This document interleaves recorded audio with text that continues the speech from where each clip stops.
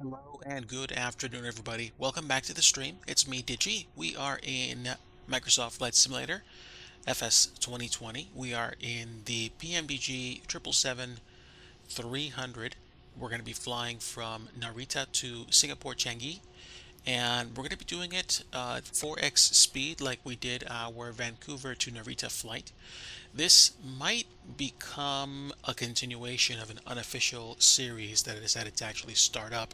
So we'll see what happens. I am curious to see where this goes. And also, I mean, at the same time, is what it is. If it doesn't happen, it doesn't happen. Hopefully, everybody's having a good Saturday today, and I wish you nothing but the best. May God richly bless all of you in the name of Yeshua.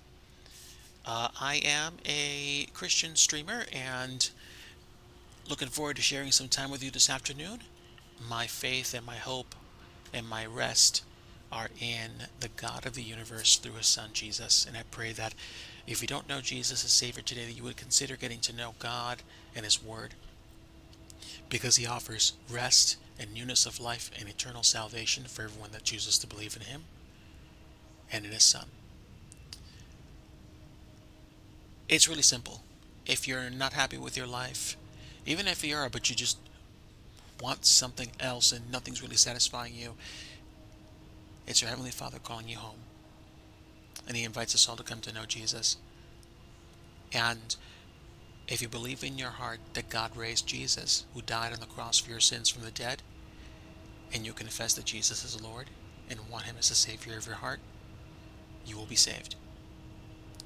So welcome, my friends. Come on in, find a seat. We've got plenty of seats in first class and business class today, and we're going to be flying to Singapore. Actually, I don't even remember the last time I tried flying to Singapore. I think the last time I actually did was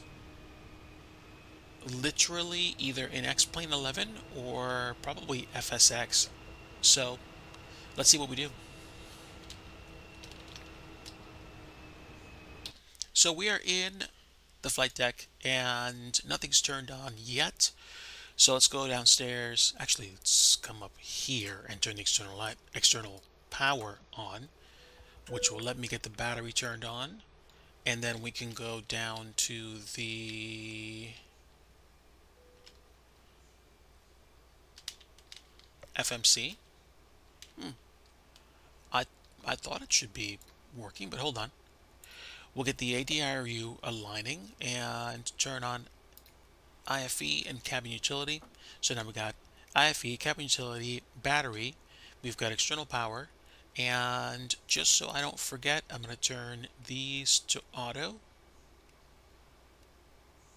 Turn on the window heats. And seatbelt signs to auto. No smoking signs to auto. And overheads, we're probably not going to need, actually we are going to need a lot of lighting, because again, we're going to be flying. This is like morning time over in Narita, so I do want to make sure this place is lit up.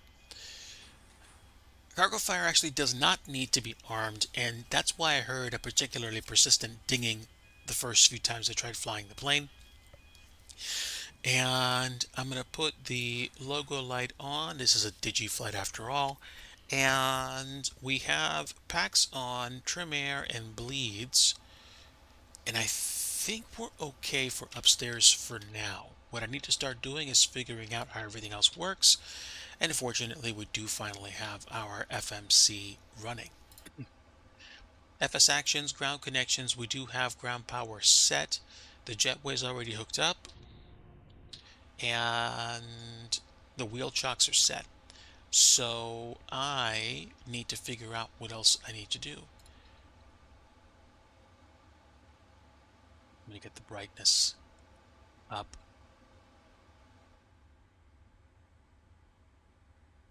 And that should be fine.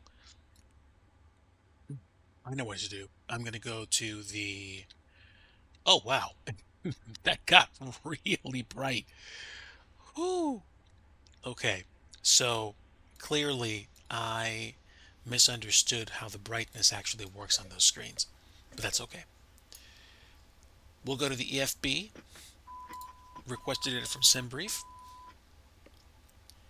and there's our flight. We're going to be flying down to Singapore, and this does not let me scroll for some reason, but that's okay. We have the OFP on screen, and I'm going to put in RJAA search and see if we can actually get the airport diagram.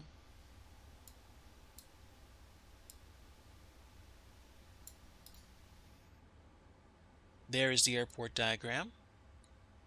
We are parked there. I think this is like Heavy Gate 34. I was under the impression I could park at the terminal up north, but I'm not sure if Terminal 1 or Terminal 2 is the international terminal. It's okay. Let me double check my stuff. I have to go to the other page, don't I? I do. Ground operations, we have chocks set, and let's do door management. I believe we're going to open up entry 2, and I should be able to either automatically close all of these or they will be closed once we're ready to go. So we've got the doors, and I'll let the GSX take care of the doors for catering. We'll get ourselves set up, and the rest of it I think will come as a connection, or excuse me, as a consequence of me going through the performance and the setup stuff. So Narita, we're going to be taking off 16 right. Conditions are dry. And we have 570,369 pounds of weight. And if we take, oh wait, we have to import weather. There we go. Winds are 200 at 7. And now we have our performance numbers. So what I'd like to do is to somehow push this into the FMC, but I don't remember how.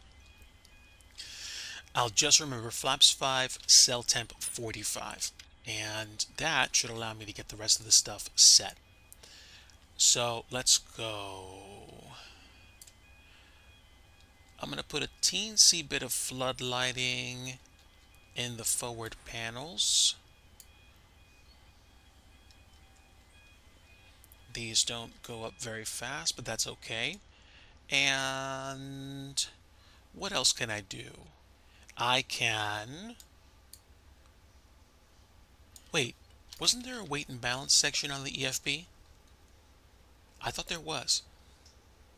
Weight and balance. There we go. So I can import weight and balance from SimBrief. We have 94% occupancy for passengers. And like I said, I think that's being taken care of automatically. There we are. And precise loading. There we go. First class 12, business class 42, economy 294. We do have a lot of people coming in. So I think what I'm probably going to do is, once I hear that beep that tells me, it's probably going to tell me that they're done loading me out, and I'm going to leave that alone. Weight and balance should mean I also have 122,362 pounds of fuel, close to that, so we're good. And now I think we're okay. So I'm going to leave this set, and we're going to go ahead and go back to getting ourselves set for our departure. We have fuel. We have payload. Passengers are going to load. I'm going to immediately queue up passenger loading. And we're going to board crew. So I'm going to be paying attention to that. Cabin lights, I'm not really worried too much about everything. I might get back to a point where like I really figure out how to orchestrate everything, but today I just want to have a good time and fly down to Singapore on stream at 4X. We do have a current up-to-date AIRAC, and we're going to enter our initial position. We're going to enter in Romeo Juliet Alpha Alpha as the ICAO for Tokyo's Narita International Airport, and we're going to choose the airport ref as the inertial position. And then we're going to plug in RJAA again. And we're going to plug in WSSS as the destination airport. But, oh, wait a minute. You know what? I'm not going to be able to import this from. Oh, of course. Oh, I am. That's great. Yes, I do. Okay, so I can do SimBrief. Sweet. So again, set payload, set fuel, and select the route. I was flying this off stream last night and I didn't actually get the SimBrief option, which is great. And the request is sent. Let's go ahead and choose to activate the route. Descent forecast, uplink ready. There's some stuff that I don't understand about it, but let me take a look. Okay, looks like we do have to fix to choose to load. Route 1 is loading.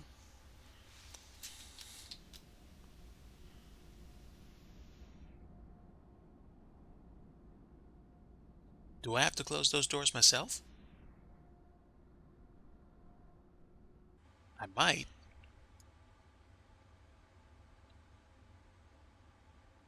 But let's pick 1-6 right for now. They'll probably close it for me. And we're going to do ANA 1907. Right entry 2, right entry 5. Let's see. I guess they are waiting for me to close it. That's fine.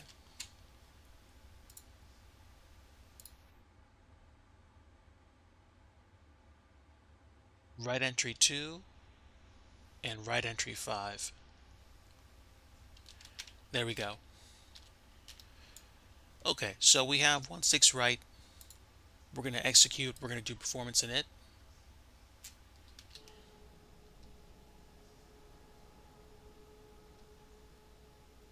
Both doors should be closed.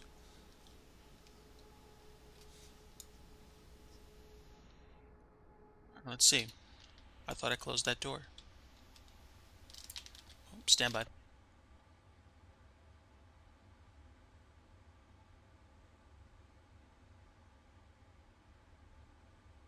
Closing. There we go. All right, sweet. So entry 2 is going to stay open at least until we actually figure out how to finish boarding. Oof, stream speak is still a thing. Wow. Go back to your EFB. I want to see what the performance tool said our weight was. Weight is 570.369, so 570.4. We're going to be a chunky plane. 570.4, zero fuel weight. Can I see that somewhere? Let me check the OFP. It should say it here. Zero fuel weight is 449.4. Okay, okay. Within DIGI tolerances. I'm okay with that. So I'm going to accept it, and then we're going to confirm catering service is complete. That's good. We are flying at cruise altitude 360, which is already set for us. Cost index for today's flight is 15, and thrust limiter. Cell temp was 45, which means N1 is 97.7%.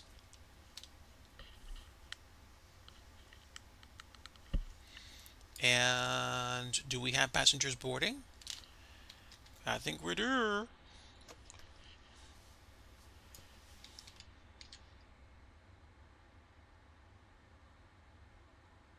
Nice. We do have folks coming up. That's actually pretty cool. Let me go check this out. I don't normally take time to see folks boarding.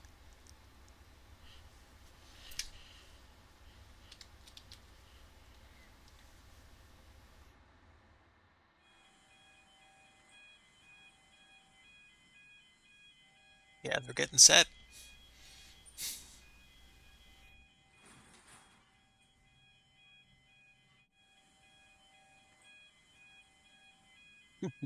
A lot of people boarding. That's crazy.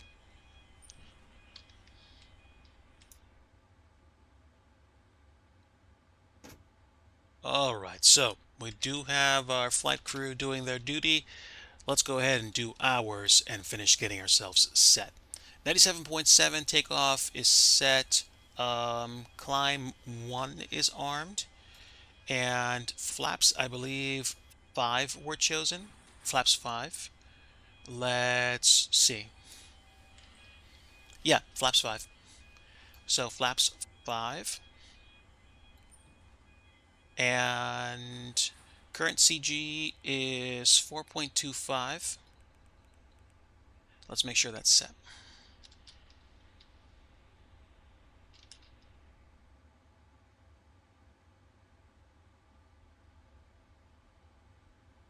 There we go. That should do it.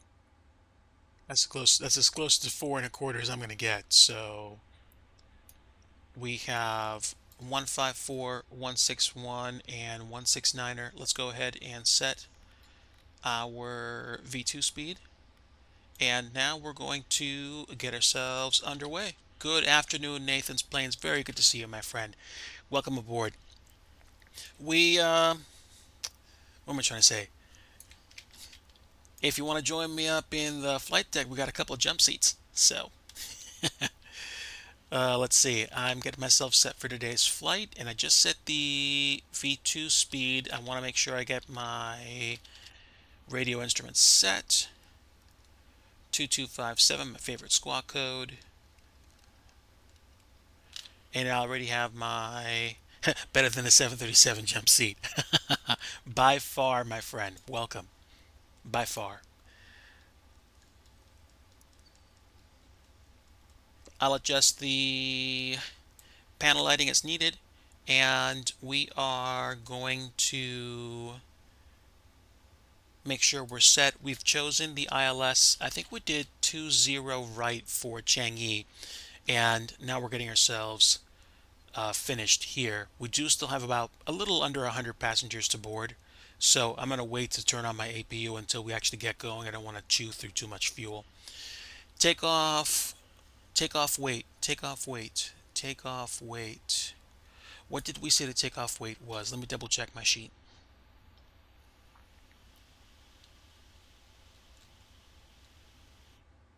Takeoff weight's going to be literally 570.4. We don't have that far to taxi. It's literally Quebec to Alpha to 16 right, so we should be okay. Takeoff speeds are basically the same. Actually, no, they're not basically the same. They are the same. And ref, current winds. What did Navigraph say the winds were? Stand by. Winds are 200 at 7.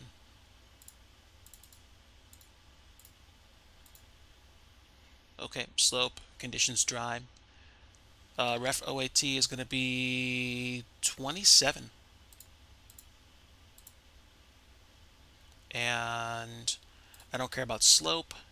At least I don't think I care about slope. Do we have slope anywhere on this thing? No, no. All right.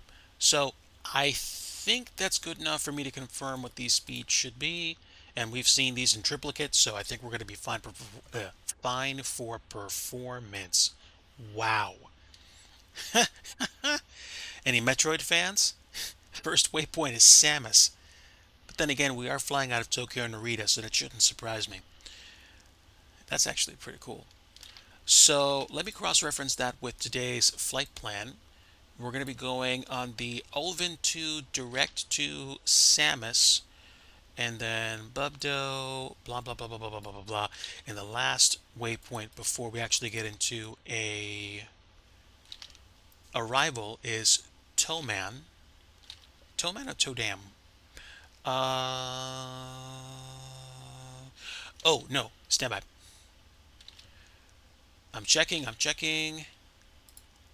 Okay, there we go. There we go. And there is the last waypoint that feeds into the arrival, which is the Carto 2 Bravo arrival into Singapore. So we're going to go ahead and choose the arrivals page for Singapore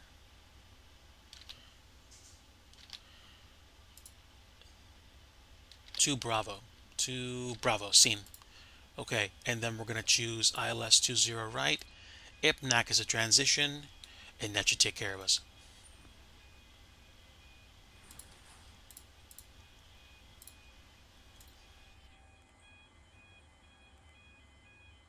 Yeah, BitPop and then IPNAC. No need for any kind of vectoring since I'm not going to be flying on VATSIM. At some point, I probably will start flying on VATSIM on stream again, but it is not going to be anytime soon. Not because I don't want to, just because I don't care right now, and I'm just going to enjoy myself. Plus, I don't think I can just go ahead and accelerate time without being cleared for it on frequency, so that's okay. So we have our flight plan, and it does not have discontinuities. We're looking at 5,000 feet for our go around altitude at Singapore. And with regards to the Olvin 2 departure, the top climb is what? Does it say?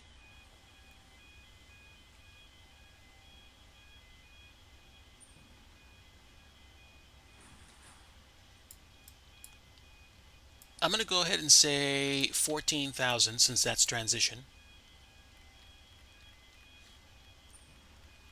And then once we get to 14,000, we'll give ourselves clearance to 360, and that should do it.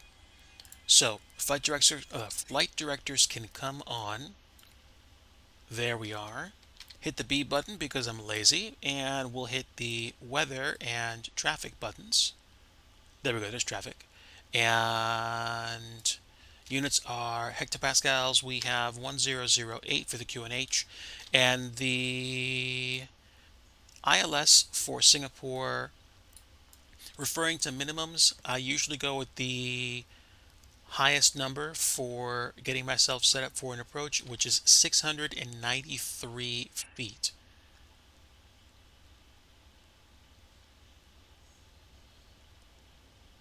And that's scrolling a little too quickly. And boarding's completed. Wow. Literally just like that. That's kind of nuts.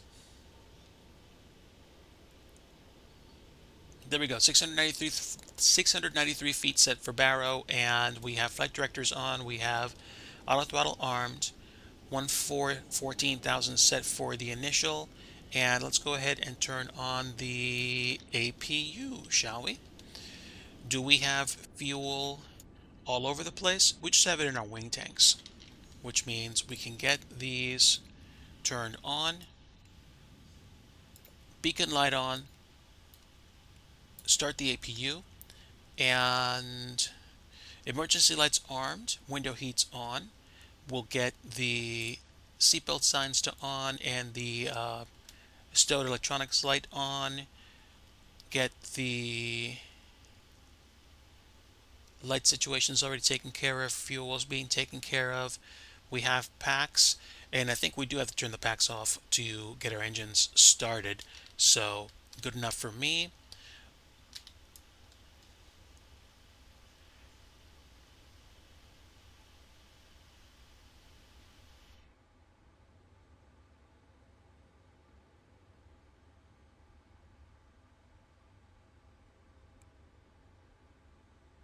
Oh, right.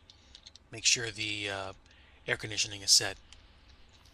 You know my favorite rule in this channel, a cold passenger is a compliant passenger. Let's go. All right, so we have the air conditioning that's going to be taken care of shortly. So air is going to come down. We have fuel, 122,400 pounds, roughly. And elec, we should have the APU. There we go. APU is running, and we do have APU gens already on. Let's go ahead and close up shop. I'll go to the EFB. and just have it close all the doors for me. Ground ops, close all doors,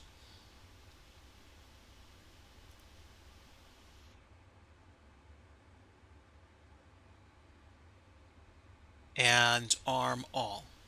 So passenger doors are all armed and cargo doors are all closing.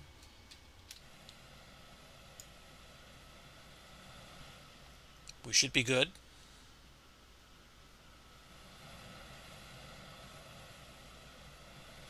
I think we are. There we go. There's our registration. Juliet Alpha 785 Alpha. Inspiration of Japan. All right. So are all the doors closed? Let's double check. Yeah, cargo doors are closed and passenger doors closed. Slides armed. Let's make sure we're good then. We're running on the APU, so we don't need the secondary or primary power. And we should be able to get pushed back. But let me just do a sweep. IFE, battery, APU gen. Window heats. Signs are on.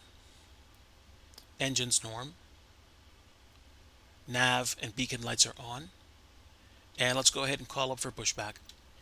For today, I think we can just do a straight pushback and then we'll taxi up Quebec to Alpha, or we can just go straight out this way to Alpha and be done with it, which is probably what we'll do. Let's get taxiing then. Okay, we will prepare for pushback and departure. And I will actually remove the GPU because things, you know? So let's go ahead and remove the GPU. Ground connections. Also, before I do that, let's get the parking brake set because that will be very important. Parking brake is set, so now we can remove the chocks and everything else can be released.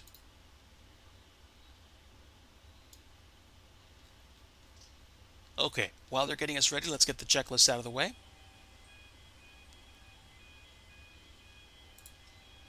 Pre-flight overwritten. Doors closed. MCP takeoff speeds. CDU pre-flight. Trim. Taxi and takeoff briefing. We're taxiing and we're taking off. Briefing's complete. So, there we go. I'll leave the checklist page on because I kind of like seeing that. Hi.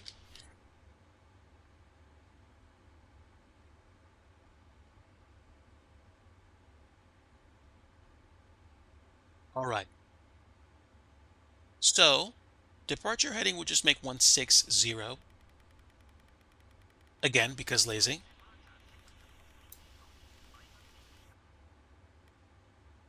160 set heading, 169 set V2 speed, 14,000 set initial climb.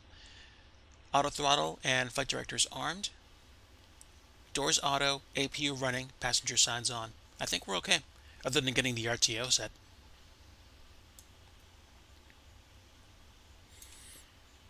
Okay, a little behind the 8 ball, not that bad. Just 7 minutes behind my desired estimated off block time. So 2200 Zulu was when I want to go. We're 2207.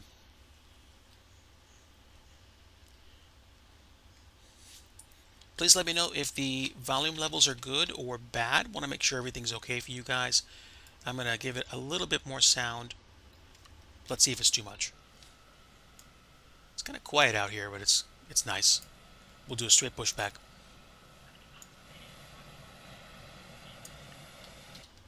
Parking brakes. 1, 2, 3. Welcome aboard, Sogan.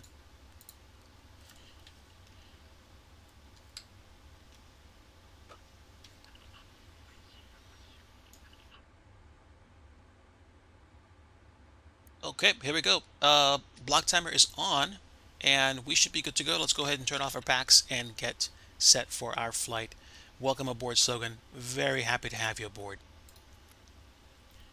Packs are off. Let's go ahead and turn on engine number 2.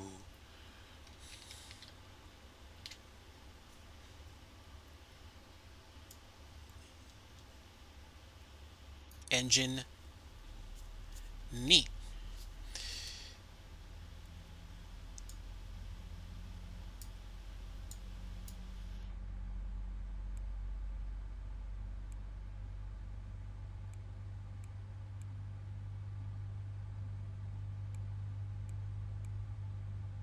Which one is it that shows me the engines? It's not the checklist. I thought I had it set up before, but that's okay. Let's go ahead and feed in some fuel. No, it is Singapore. We're flying to Changi.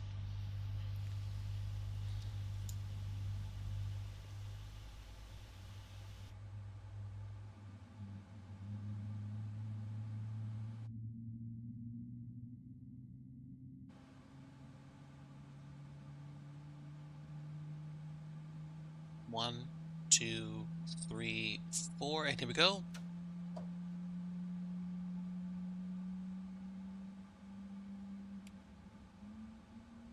Hi, arigato. There is the engine set, and I want to get the... Oh, I want to get the other engine started. That would be a very good idea, wouldn't it? There we are. GE90s, you know it. You know it. I kind of missed flying the triple in the sim, and when I flew it last night to Frankfurt, those GEs were just so punchy.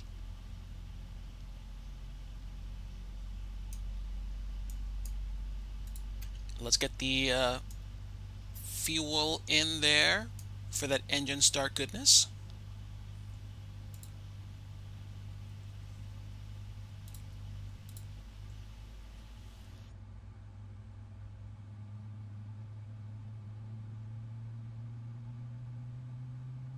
$789 took us to FCO 2 weeks ago.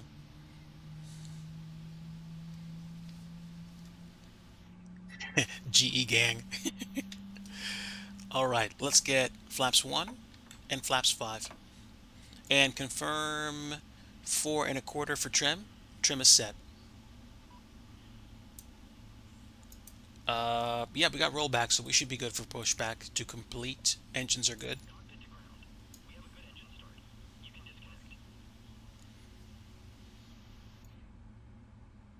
All right, checklists. Recall. Recall is checked.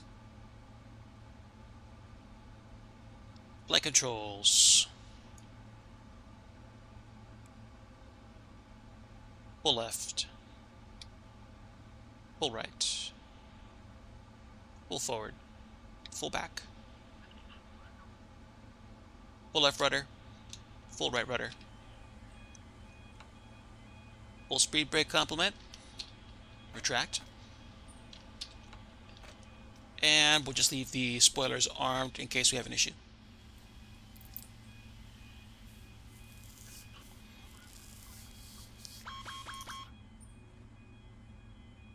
Okay. Let's get the packs back on. Thank you, plane, for reminding me.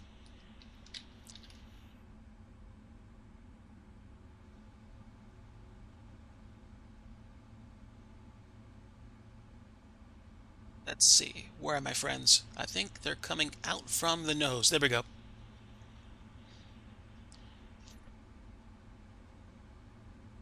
F110 over the F100. I'm assuming you're talking about engine variants, because there are some things that I don't know still about aircraft. There we go. I see the gear pins. Gear pin, excuse me. Take care. All right, so we've got the engines started. We've got the plane ready to go. Let's get taxi lights on and nose light on for now. Wing lights, just let them know we're coming through, and I think we're okay. ADRUs are on. We can turn the APU off at this point. IFE cabin, battery, bus tie auto. Secondary power is not necessary and off. Same thing with primary. And we have gens and backup gens, E-lights, window heats, hydraulics and electrics, passenger signs, cargo fire set, fuel pumps are pumping, anti-ice is auto, recirc fans, temperature set, pack set, bleed air, and we should be good. All right, wonderful. Absolutely wonderful. Let's go ahead and take a look. I believe I said I was going to go straight to alpha. Low bypass turbofans. So the F100s are Pratt& Whitney and the F110's General Electric. From the flight home, thank you. I might take a look at those once we get close to cruise. So let's go ahead and release the parking brake.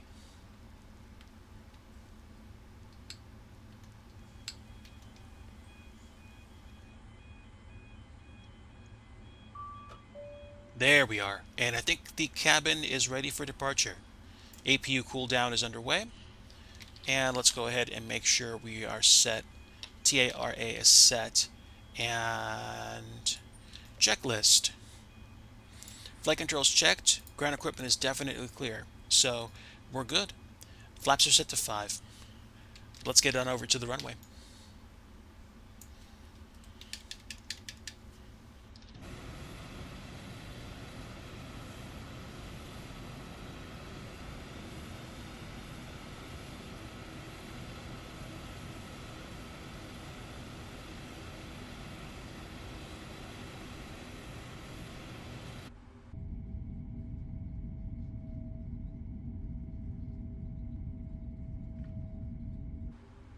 All right, looks like there's some weather building up over here, but I'm not going to think about it too much. We should be a really short taxi to 16 right, and then we'll climb out. Once we break either 10,000 or 180, or in this case 140 for transition, I'm going to go ahead and get us bugged up to 4x so that we can get out of Japan and well on our way to Singapore. Don't mind me and my digital braking.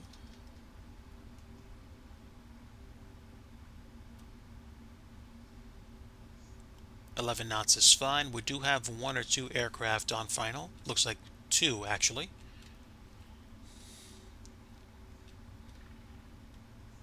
And while we're getting set to go, let's just make sure we're set here. I think we are. I think we actually are. I don't have frame generation on right now. I'm not worried about it. If I want it to be, smoother than that, I'll do it. But right now, I think we're somewhere in like the 30s to 40s in terms of frame rate. And if I'm not gonna tax my CPU to generate more frames for me, I figured it's probably gonna help me in terms of longevity and sim stability. So I'm not too worried about it right now. If I really want to go for the gusto, I will. But I've done, I think, 2 or 3 flights now without using frame gen on my PC, and I have a 3060 Ti, and I think I found a sweet spot in terms of graphics and texture load. So I'm actually pretty happy right now. The estimated time for today's flight is going to be actually like 7 something hours, but basically it's going to be closer to 1 and 3/4 hours in real time since we're going to 4x it. Maybe about 2 hours. So basically, let's see, it's like 6:17 p.m. Right around 8:17 p.m. is when we should be um, getting set to get to a gate. And I'm going to try to get to the northern part of Terminal 1, or the northwestern part of Terminal 1 when we actually get to Singapore. So, lights on. There we go. Taxi light and strobe lights off. And let me get set here. I will actually park up for just a moment.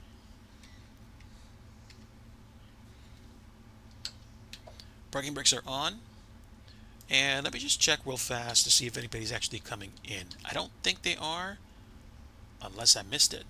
I don't have name tags out, so I'm kind of like trying to use the actually scanning the skies, if you know what I mean. I guess they landed on the other runway. Okay, so I think we're okay. Let's go ahead and release the parking brake. Okay, parking brake's released. Let's go ahead and hit the chrono button.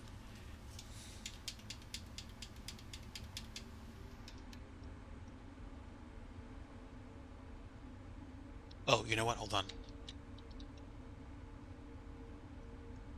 The chrono has the built-in time acceleration, and I noticed it because I was taxiing to the runway really, really, really fast.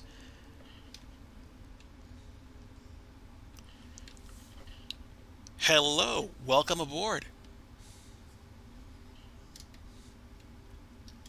You just made it. We're flying from Tokyo Narita to Singapore Changi, and we are pretty much set to go. Let's see what just passed like 30% N1. Gonna get to about 40%.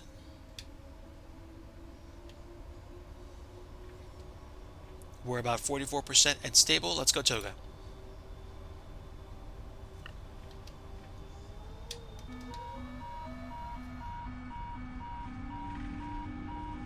Disregard.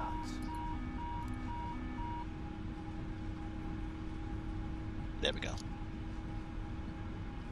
Center line works too, Digi. Come on. V1. Rotate. All right, here we go. V2. Positive rate of climb. Let's go gear up, please.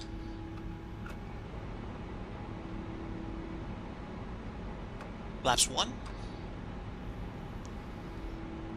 Oof, and we're off.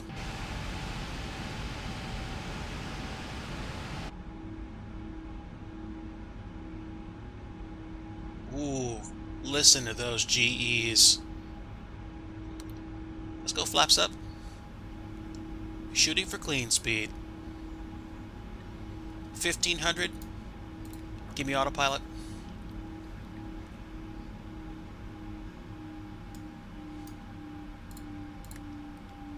Nose light off. Taxi light off. Strobe lights on. And we should be fine.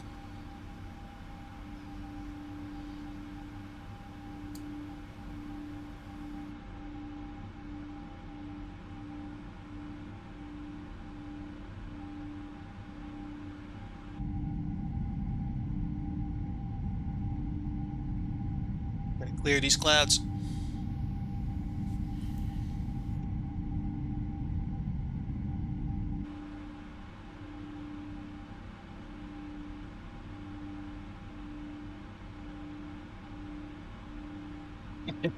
Pretty much.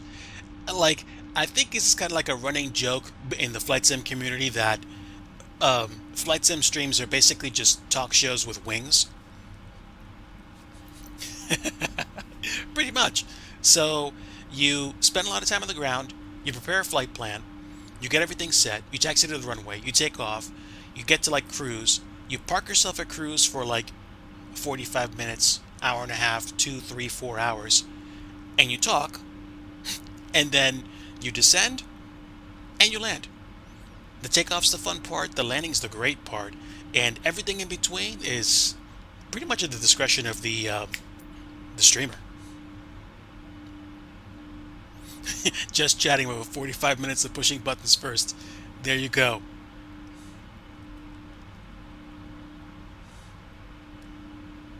Interesting point, Soga. Thank you.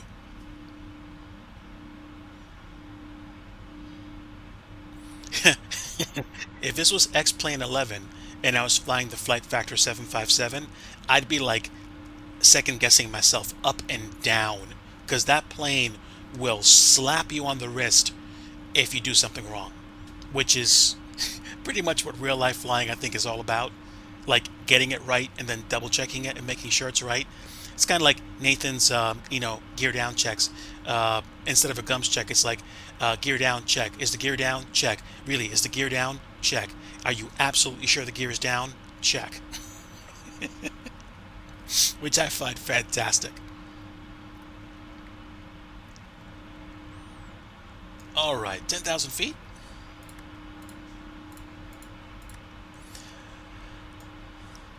Gear, let's see, gear up, flaps up, lights out.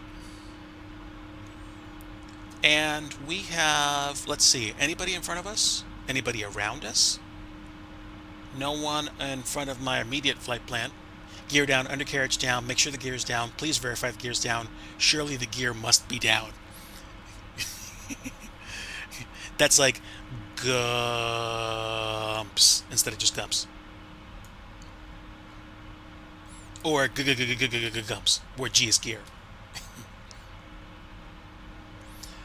So 10,000, we're climbing up slowly. Let's go ahead and revise that. We're going to go up to 360 and park it there.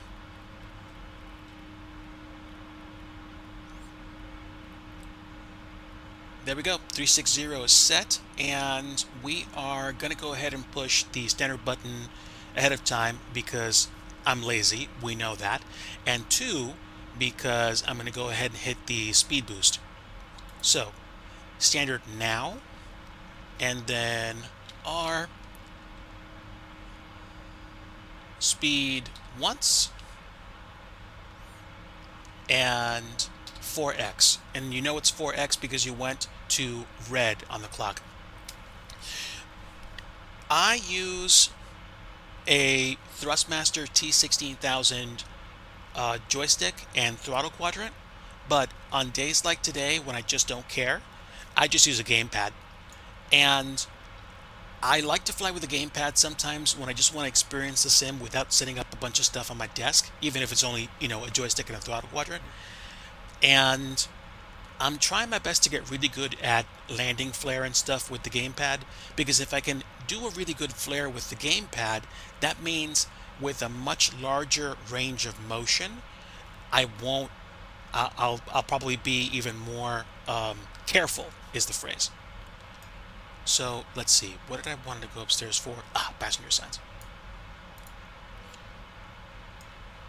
Yeah, but usually it's either a joystick and a throttle, or many times it's what I have right now, which is basically a rock candy Xbox 360-esque gamepad, and that's it.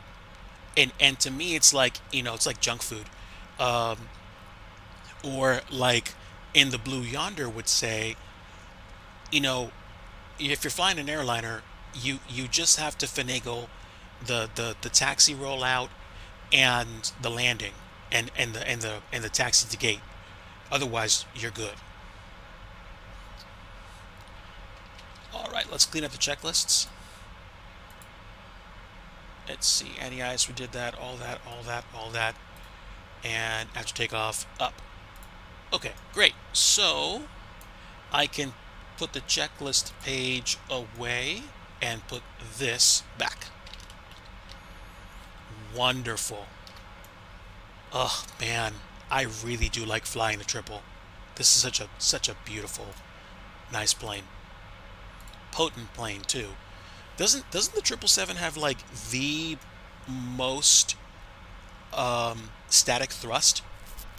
I think maybe the A350 is a close second, unless it's actually the A350 that has more thrust per engine. But the GE90s are not to be trifled with. Okay, let me double check where we are.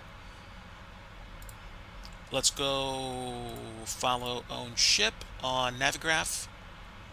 And looks like we went direct Samus for some reason instead of flying the departure, which is okay. Honeycomb Alpha and Bravo setup, nice. Thrustmaster Flight Rotopedo set, but can't actually get any time on it. It's okay. It's okay. I definitely respect a comment like that because I work, care for the family, and it's like I said, like my perspective, I'm super lazy. If I know that I can do a flight even half well with a gamepad, and I can take a whole bunch of reservations in terms of how I fly the plane, I'm happy with that. But I respect the people that take the time to get their flight stick, throttle quadrant, or yoke, rudder pedal, all that stuff set up, or they have a permanent setup. I fully respect that. So don't read me wrong. Don't think that I'm saying I don't want to buy that stuff. It sucks. I think that stuff's fantastic. In fact, about 3 or 4 years ago, I almost bought a Thrustmaster Captain's Pack for like a yoke and stuff for the 787. In hindsight, I think I should have bought that because I think that would have made my 777 and my 737 and my 787 flying experience even cooler. But is what it is. And the current situation that I'm in right now financially ain't the best. So that might have been sold to, make money to pay bills. But at the same time, if I get the chance to buy something like that again in the future, I most likely will. Gonna dust off the iFly tomorrow. Very nice. Very nice. Are you gonna orange tail it, Nathan? You gonna do some Sunwing ops? I I mean I did Air Canada out of Vancouver to Narita, and now we're doing All Nippon Airways from Narita to Changi. But of course, but of course, but of course. This comment brought to you by Orbit Airlines. Hey, where's my other one? That's better. Spam that Sunwing emote, Nathan. You know you want to. Let's go. Let's go. Uh, I'm gonna. You know, I I keep telling Canuck. I'm like, where is the old GIF of the old Nathan's planes, aircraft aileron roll? Let's go. I want to see that. Good times. Good times. I, you know, yes, yes. I will risk being wrong forever and say that I call it GIF. I think the correct pronunciation is actually GIF, but I don't know. Call me peanut butter. Yeah, see, Nathan understands. Nathan understands. He gets it. He gets it. Nathan's comment reminds me of the old Studio Canuck tags. No backseating, backseating allowed. And I'm like, I completely understand. And he's like, yeah, you see? Uh, that's beautiful. But, but, I mean, okay, I think all of us are adults here. I hope we are in terms of being able to get along. Um, at the same time, I'm happy to have all of you aboard today for our flight. We are about, how long are we into the stream? Yeah, we're a little bit less than an hour into the stream, and we are finally on our way away from Japan. There's going to be a bunch of Japanese territory for probably about the next like 5 to 10 minutes until we get all the way to like the southern tip of the islands. And then we're going to fly past Taiwan on our right, and then we're going to fly over the Philippines. And then once we get to the Philippines, by the point we clear the Philippines, we'll basically be at like 3/4 mark for the flight. So we are going to be moving pretty quickly through airspaces today. A little bit bumpy. I mean, but it is 4x speed, so it's more like this. This is 1x speed, and this is 4x.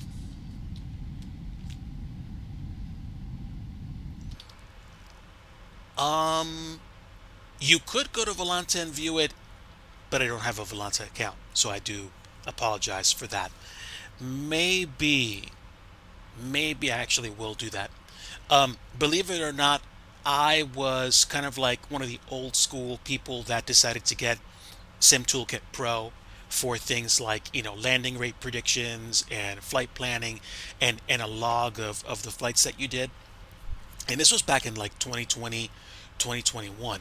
when I flew both FS 2020 as well as X Plane 11. My problem was, for some reason, and I think it was mostly because of the memory limitations of my computer at the time. I had a Ryzen 5 1600 with 2060 Super and 16 gigs of RAM. I think I got to like 32 or 48 gigs of RAM at one point, but the problem was that the um, Sim Toolkit Pro just took up so much CPU processing power on my computer. So I just said, forget it. And I haven't actually done anything like that lately. It's just the only one you know. That's fine. That's fine. No worries, Signal. Happy to have you aboard. Listen, this is a place where I like to encourage conversation. The fact that you're talking to me right now, that's a gift to me. Seriously. So you just use, yeah, Sky Vector and POH. There you go. And everybody's different, and everybody's got like their own preferences in terms of equipment or tracking. I have done flights on VATSIM, so you could use something I think like Volanta or even Navigraph Charts has experimental network traffic tracking now, so you can see VATSIM traffic in Navigraph's Moving Charts app. I can also I think there's something called Sim Radar as well, where you can track multiple sources. So I have done VATS and flights in the past. I'm just doing 4X. So naturally, unless I was flying through un, unmonitored airspace, I wouldn't be 4Xing it. I'd be flying real time, which means this hour and like 45-minute flight would take about 7 hours and 20 some odd minutes. So instead of me actually doing this and wrapping up around like 8 o'clock, I'd be wrapping up around 2, 3 in the morning, which is a considerably larger commitment. And I think I mentioned this to a few people off stream, but basically, this is my new normal. A long time ago, somebody that I used to watch a lot on stream, Brad M, he said something that stuck with me, and he said, people's tastes change. I still like flight simming, but the chances of me streaming like a 6.5, 7, 8 hour flight in one sitting, from like say for example, New York or Toronto or Vancouver or Calgary or LA to anywhere in the world are not as high as they used to be. In fact, they're pretty slim because I like to fly with people, I like to talk to people, but I also know having a talk show running for that long, that takes commitment and effort on my part. I will be more than a bit wiped afterwards. And admittedly, some people will say, hey, they'll stop in for a bit, they'll duck out. And that's not a dig on them. They have lives. If they want to stick around for the whole thing, they can. If they don't want to, they just say hi real quick and stay about 30 seconds. That's great too. Some people just like check in every once in a while. Full time job. I get you. 2 a.m. for you already. Wow.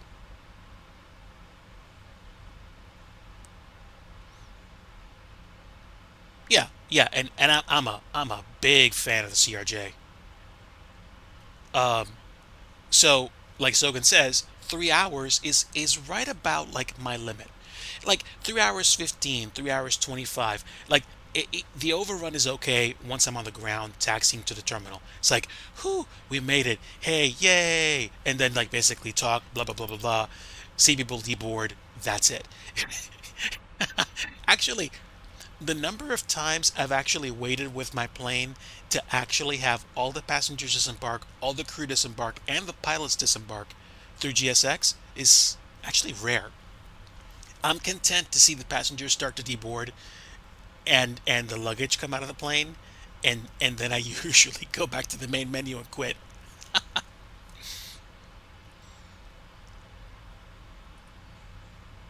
Nice. I'm a huge fan of the F-16. I think the only other fighter that I like more than the F-16 across any generation. And we're talking about fighter. It can be a fighter bomber, basically not a bomber. The only other fighter that I like other than the F-16, um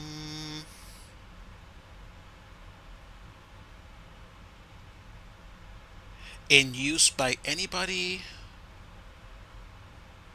I think it's a toss up for me between the AV-8B Harrier and maybe the MiG-25 Foxbat. I know it's like a fighter interceptor. And yes, I know it's Russian, but that plane scared us into building the F-15, I think. And at its most potent, it could have been a really formidable opponent. But I think what happened was there was an over-indexing on just Cold War interdiction or interception, and then the F-15 was like either over-engineered or OP'd to the point where basically it could do a whole bunch of stuff, which is cool.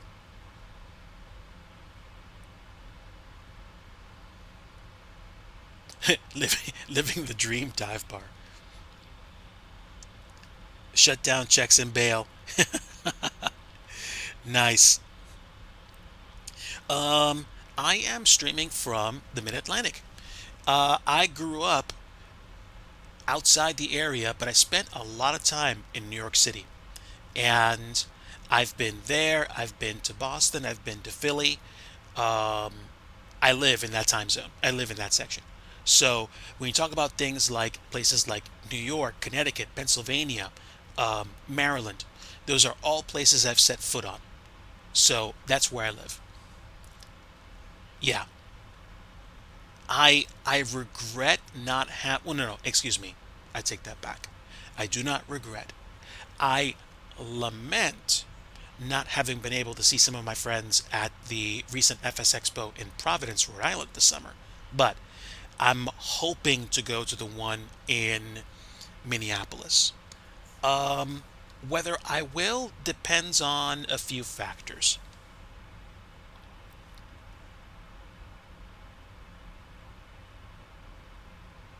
The MiG 31, interesting.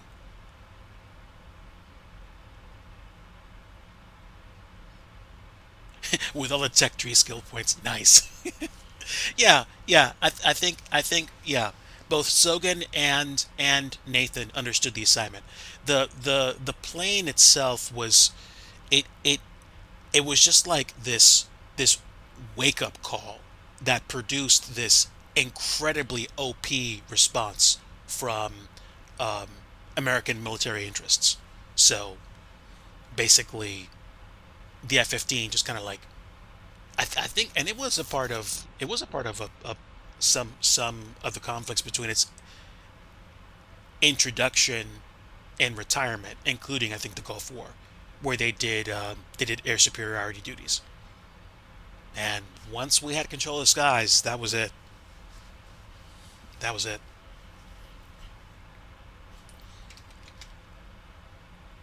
Nice. We are about 90% of the way past Japan, and Taiwan should probably be coming up over there in about 15 minutes, I want to say, at 4x speed, like, in about an hour.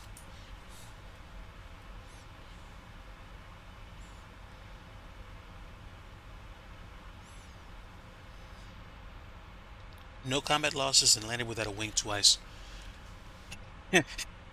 The F-15, if you could talk to the plane, he'd be like, hey, what are you trying to be, an A-10?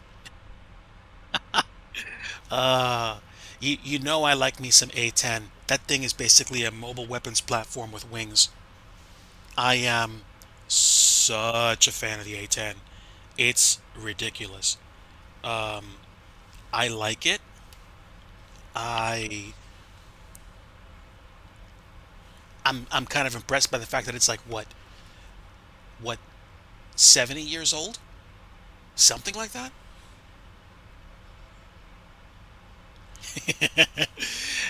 I've toyed with the idea a few times to to try DCS again, because I have some things I purchased from the sim a long time ago. Like I think I bought it straight from DCS itself.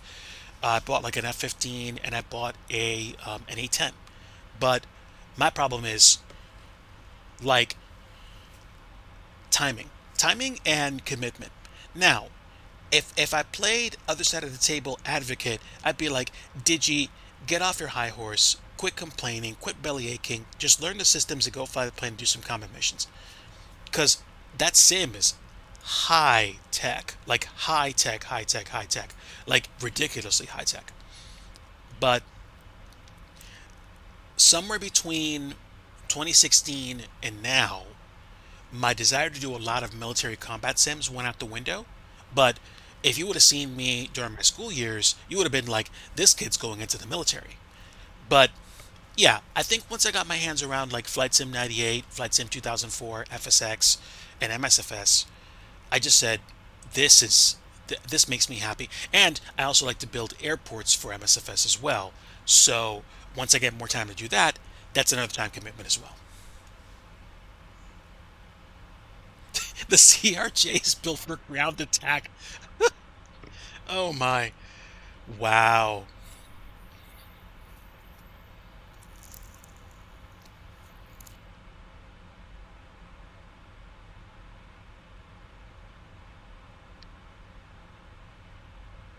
Far more competent overall. Roger. Nice.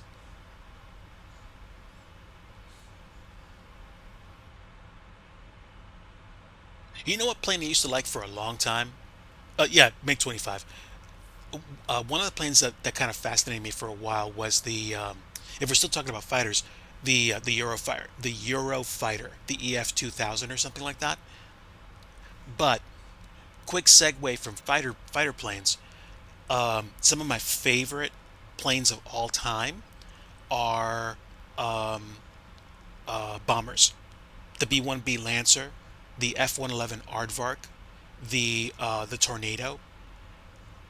Those are great planes. The F-117 and favorite opposition aircraft that I like. I was a fan of the MiG 27.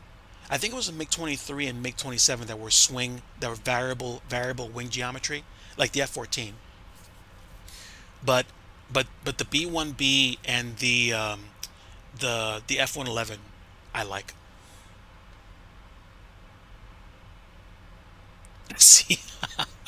See see now you're talking a CRJ 200.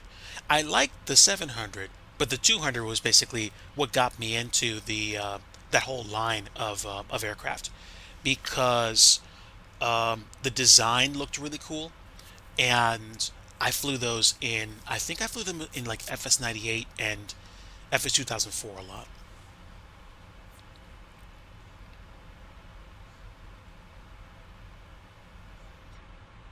Yeah, and Sogan, to be honest with you, if we keep flying B-52s like we do, then why can't we update the avionics or the overall packages on those planes? Because they're still, in my opinion, in my way drastically underinformed opinion, probably still highly useful aircraft. That's my opinion. Um, because okay, if we're not going to have B-1Bs, then okay, we're going to have B-2 Spirit bombers and we're going to have F-117s, assuming they're still around, which I believe they are. And that means we're going to over-index on all those planes for one specific role, and that's either going to cause a lot more wear and tear or a lot more fully committed use. And I think there's like a hole that opens up in defense. Because if I'm a general, then I want something else to fill in the spot that the B-1B is leaving. The Corolla of the Air Force. Let's go. Nice. But yeah, yeah. This is kind of cool actually. This is the most that I've talked about military aircraft in I don't know how long. I, for all I know, I could probably boot up Falcon 3.0 tonight and start and start playing classic games again. Falcon 3.0 was the reason why I care about military aircraft at all in the mid 90s. That thing pushed any computer I had to the max, and I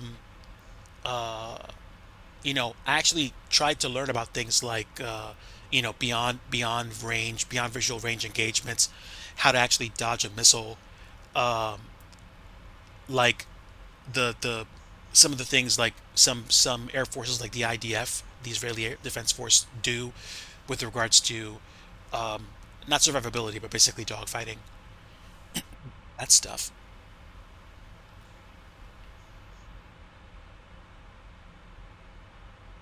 I see that. I see that.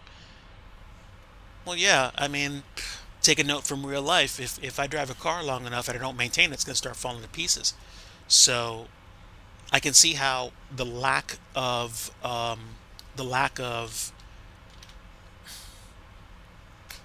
maintenance is going to make it difficult for you to do something with an aircraft.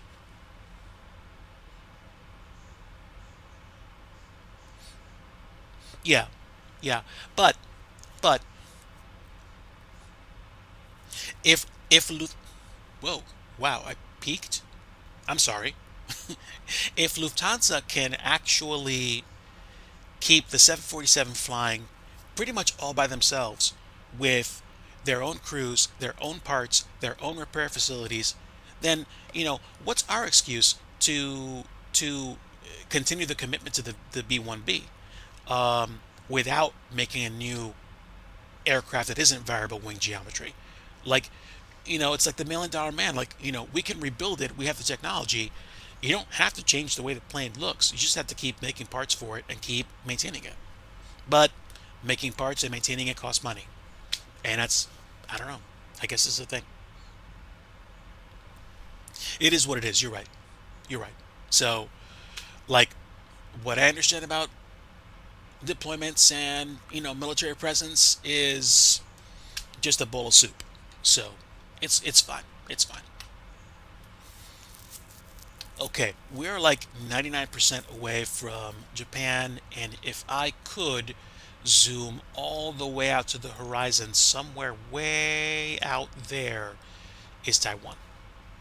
So, good enough.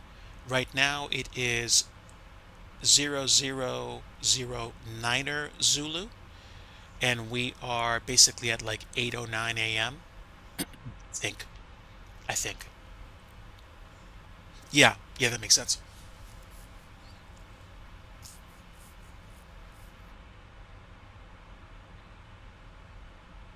Yeah, but I mean, if you're gonna retire, if you're gonna retire a workhorse like the B1B, and you're gonna create a plane that's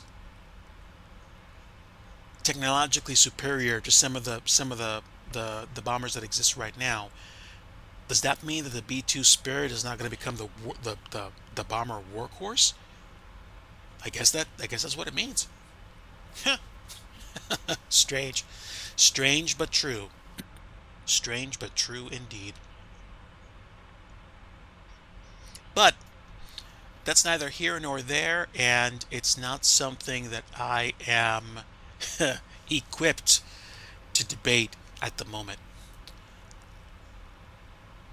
I am happy to be flying to Singapore in the sim because I haven't visited that airport or flown out of that airport in literal years.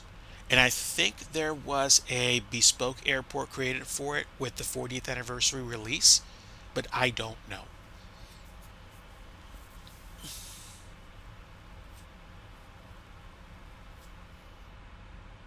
Oh, I didn't know that about the B2.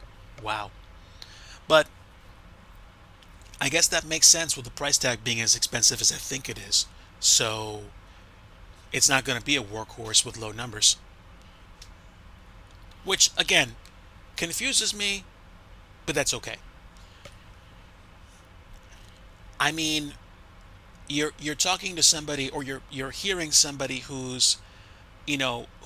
considers the old school planes of like the Korean War era, like the A4, the A4 Skyhawk, which is an amazing fighter bomber in that it could carry up to half its weight in ordnance, which I find to be incredible.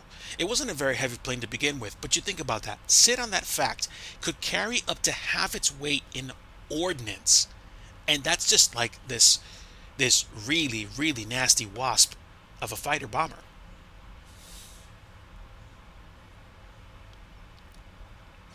Yeah, yeah, I can see that too. I was never a fan of the F-104, and the F-4 Phantom for me, not my favorite plane, but I mean, it was a plane for its time, and its time was done relatively quickly too. Um, I like the F-16. I like the F-18. The F-16. I mean, the F-18 in particular is kind of like the 737 of the Navy fleet.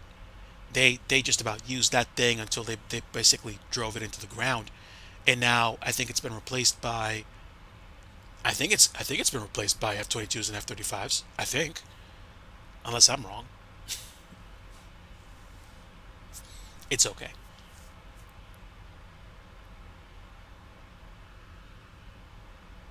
What am I gonna do after I get to Singapore? It will be the stream at that point. I mean, it'll be about 8 o'clock over here, 8:15, 8:20. So I'm gonna get up, take care of getting some food, taking care of the pets, probably stretch my legs. If I do anything else on the computer tonight, it's either going to be playing old games, playing really retro games, or just doing something out of the ordinary.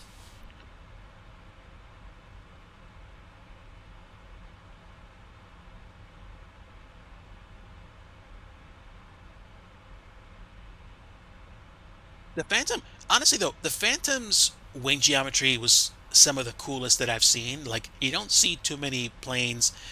I mean, with the exception of basically virtually every airliner that actually has sharklets, it didn't dawn on me that planes were like that until sharklets were like on civil planes left and right.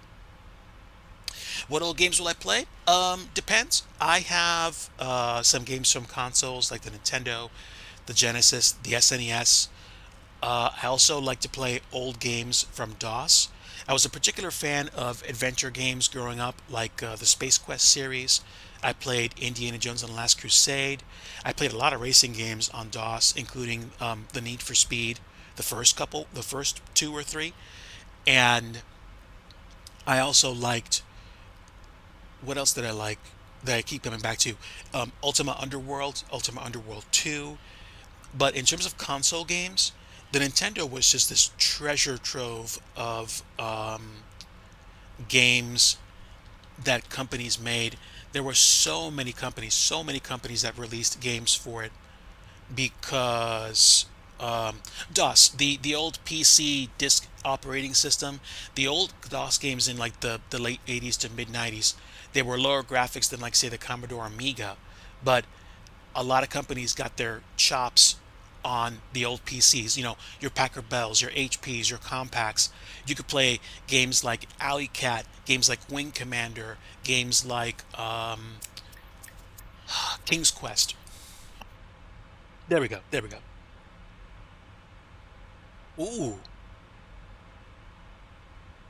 so your spotters filling F2s and F-35s. Nice, nice. I like the Nintendo because of the ecosystem that Nintendo actually nurtured in the post video game crash era. They created something that I'm not sure will ever be repeated. They they limited game manufacturers to, I think, a certain number of games on release either in a year or over like a certain 2 or 3 year cycle. So you had a lot of companies and a lot of sister companies that actually were created the same company, just a different name. So, I think Konami's alter ego was, I think, Ultra Games or something like that, which released the original Teenage Mutant Ninja Turtles game for the Nintendo. And also, I think the original Metal Gear Solid, I think. But all that aside, they had very kind of like walled garden licensing. Licensed games were the thing. They were very particular about their IP, not too much at the time, but just enough to encourage and incubate this cycle of interesting and cool to play games that weren't as powerful as the arcades were in the early 90s, but they certainly knew how to grab your attention.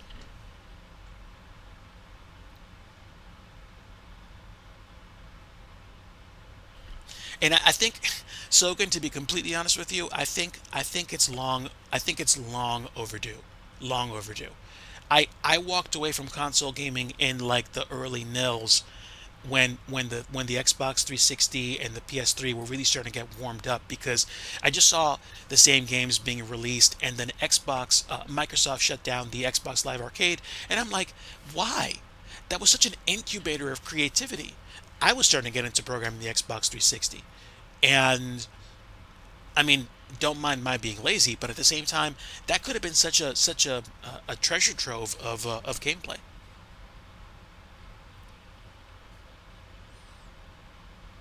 I like to play American Truck Simulator. I play Euro Truck Simulator 2.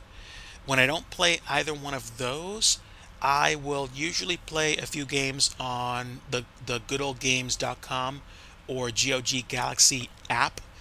Like, I bought Descent 3 at one point. I like to play Art of Rally. And there's also a few other games that I think I play on a regular basis. I sometimes come back to SimCity 2000.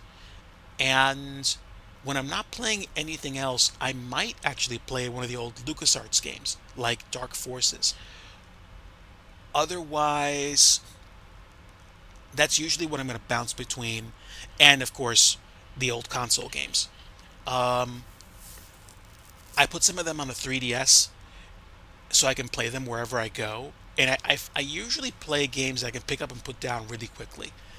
So I might take some time to think about the games that I play and just pick some new ones for fun, or go through old archived mags somewhere to find games that I haven't considered playing and play them. Oh, I wish I had a setup. I use my gamepad. I'm fairly comfortable with that, but if I had the money, I would buy a force feedback steering wheel and gas brake pedals, and I'd be happy with that. Um,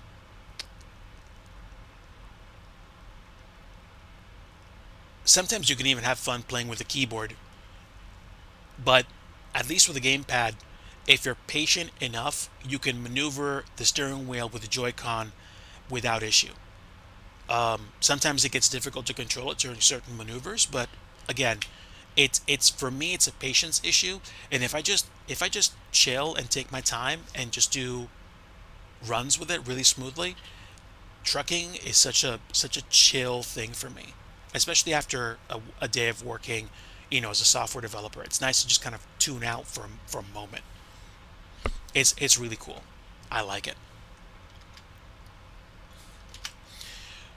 Unless we get fully overcast in the next minute or two, we should start to make landfall over the Philippines shortly. And then again, after that, we're literally coming up on like the home stretch for the flight already, which is a little bit crazy that we've been chatting nonstop now for about the past like 30 minutes.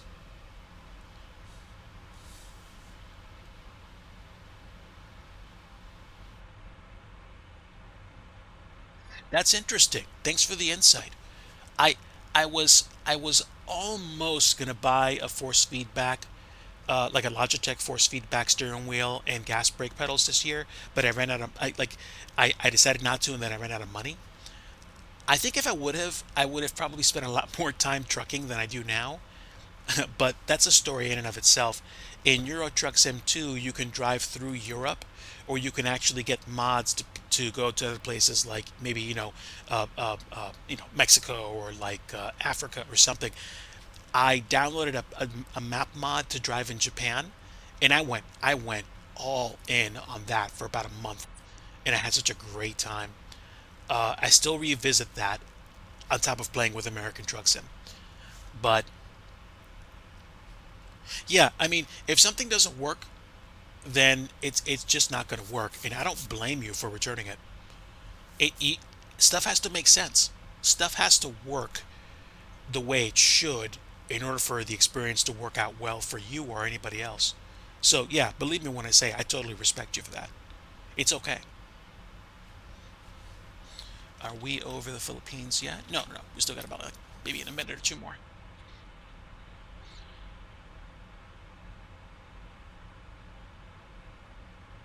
Yeah, yeah. I'm old school. I remember the very first force feedback joystick from Microsoft in the mid to late 90s. It was this joystick on top of this absolute what I thought I remember heavy base, which required external power and a game port. Back when you had sound cards with game ports for your joysticks, so it was the first force feedback joystick that I remember seeing. And I remember also, you know, using joysticks with rumble game pads with rumble packs, which kind of like plugged me into the game a little bit more. I had this Xbox 360, knockoff plug-in gamepad, which had a rumble motor, which whenever I played Assetto Corsa or I think Euro Truck Simulator, it simulated the bumps on the road, which made the experience a little bit more immersive. Yeah, I know I was playing with a gamepad, but it still kind of like made my brain think, hey, get into it, which I enjoyed.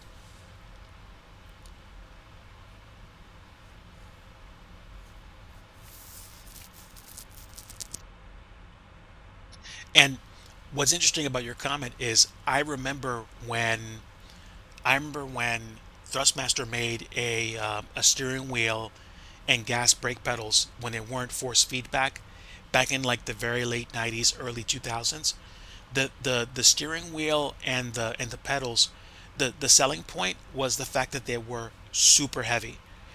Not like ridiculously heavy, but they weren't going to go anywhere, which was good because they didn't have any suction cups on them. It was just like boom, you put it down on the table, that's it. It's not going anywhere. Now, clamping or creating a setup for your steering wheel and gas brake pedals, I can see how people have those setups that they buy where you actually sit in a chair and the skeleton for like plugging in like your joysticks and like your steering wheel and stuff is there. I can see spending $300, $400, $500 on the bones to put your stuff up, set your stuff up correctly. Because on a table, you run out of space real fast, or you have these awkward clamps because tables are designed by default with an interest in having people clamp their joysticks onto them. You have to make the clamp work to your table, not the other way around. So I can see how I can see how that's a problem. I can definitely see how that's a problem.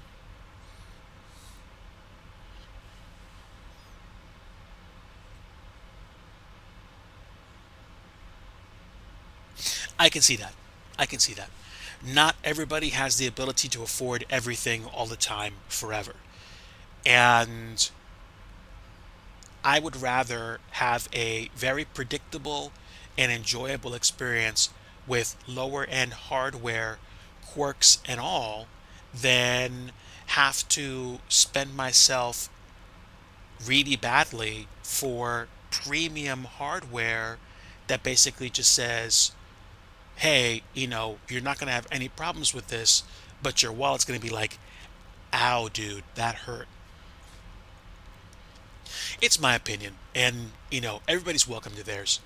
If somebody comes in the chat and they go, hey, well, I work as an options trader and I make X $100,000 a year, so I can buy the best. I'd be like, hey, congratulations. I mean, the build quality and some of the stuff, especially maybe some of the stuff that was in the FS Expo announcements this summer, it's like Man, that's gotta be really cool. I don't have the money for, a $30,000 advanced aircraft training system, but somebody does.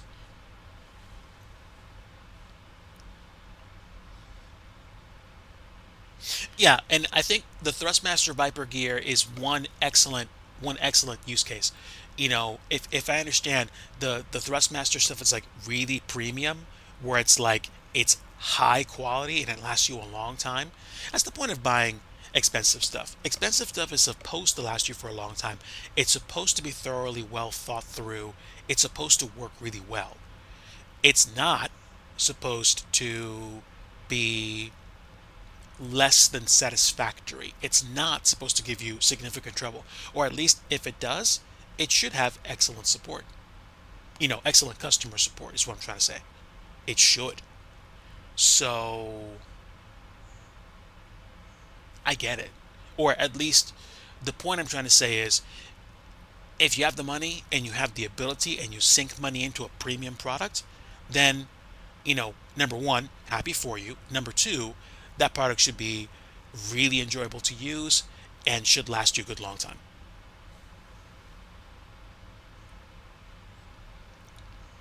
So again, correct me if I'm wrong. I think you're talking about the Viper stuff that you can like get different sticks for the base. You can extend it with like different add-ins, different things you use alongside the joystick and maybe throttles.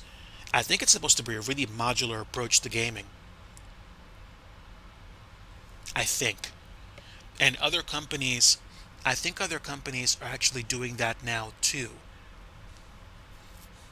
And competition is great. I like that.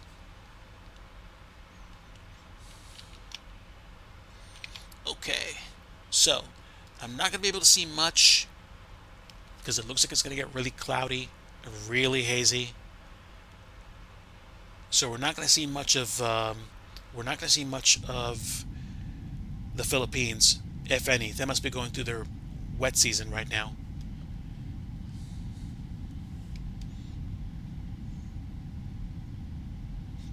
Okay, okay. So I wasn't that far off the mark in terms of my understanding of it. I think I've seen pictures of it once or twice before, but I didn't think too much about it. I still have the Ace Edge joystick and throttle quadrant that came with Ace Combat 6 for the 360, and I flew that with X-Plane 11 for years and enjoyed it. Some of it's coming apart, but at the same time, as long as I take care of it and baby it, it actually lets me fly an X-Plane 12 without issue. And the throttle control is so smooth, so I'm grateful for that.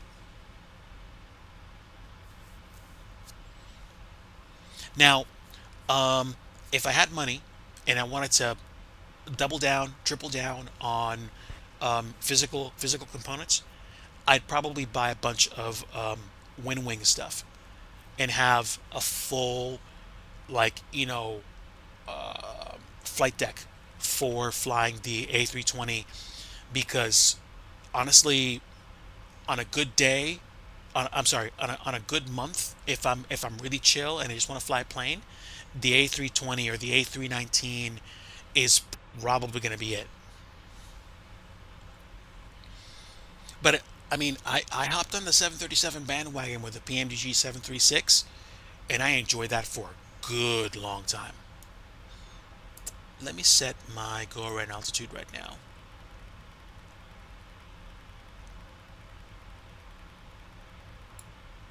Okay, 5,000 is fine, and I think this is a slow drop. I think. I don't know. We are coming up on the Philippines, but as you can tell, we're probably not going to see much.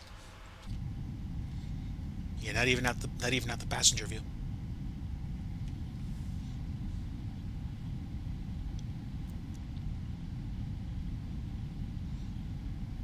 So again, a not very long time ago, I used to almost regularly watch a Twitch streamer, um, BRYNMWR. He never talked except when he was, doing ATC comms on VATSIM. And he flew in different versions of Prepared across the world. He made his own code. He made his own programs that told him which flight to do, that programmed arrival gates for him to go to, and it was nothing for me to watch him often. Signal. I do have a Discord. Let me see if I can actually get it to work for me. Hang on, hang on. I haven't actually been. I haven't actually been making invites because I didn't know whether or not the invites were going to work. But stand by.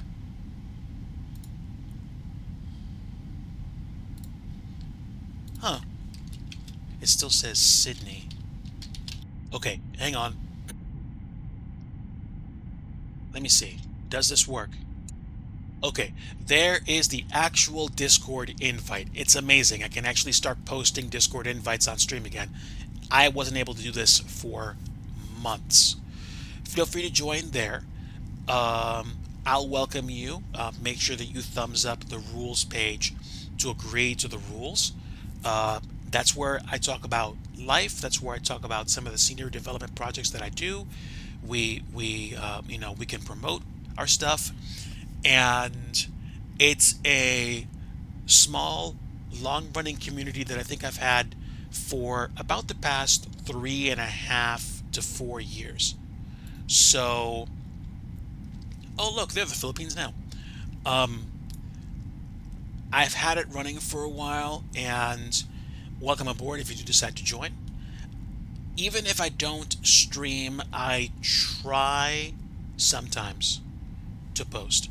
I was quiet the past couple of weeks because I've just been so just kind of like floored with work.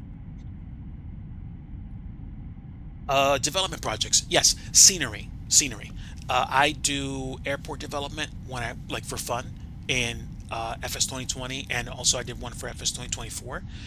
I'm on flightsim.to as DIGI driver, and I have some basic airports for the sim, and also trying to actually release a regional airport for fun, and trying to do it for fun before I go back to the idea of doing it for money, because it does require a good chunk of commitment, and it it's not a guarantee. Like, oh, I'm gonna break into the biz scenery developer, make loads of money.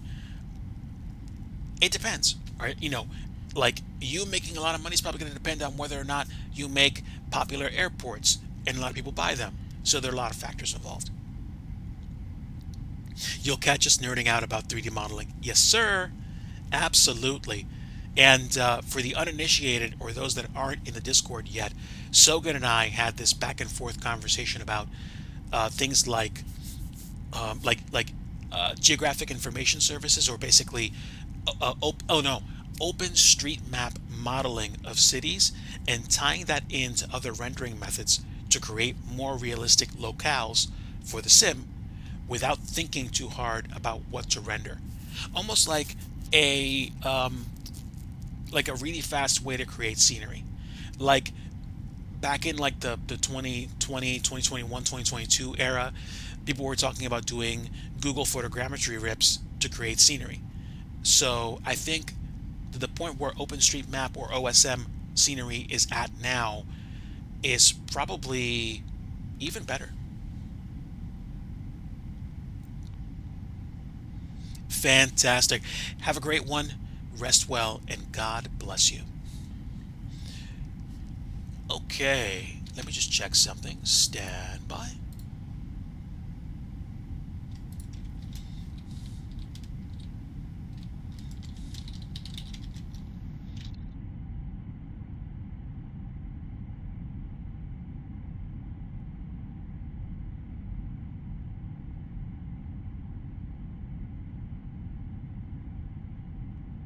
Okay, so there we go. Thanks for the join. And now back to the flight. I think we just crossed over the midsection or the waist of the Philippines. We got some outliers that we're going to be flying past right in front of us. And then I think we've got like another. Have a great night. We've got another. I would say another like 40 minutes, 35 to 40 minutes before we actually touch down in Singapore. Probably a little bit less than an hour, I'd say.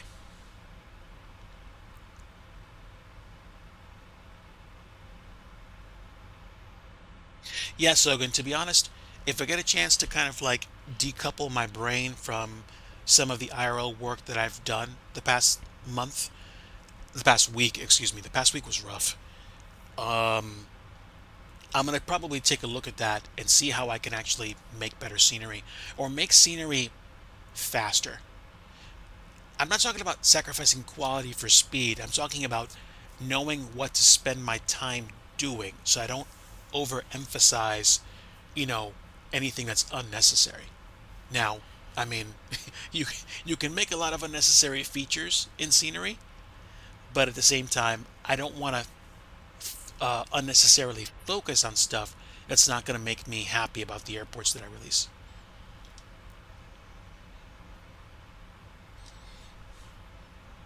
Yeah, yeah, and I want to do X-Plane scenery dev as well. So, defo, defo. Um,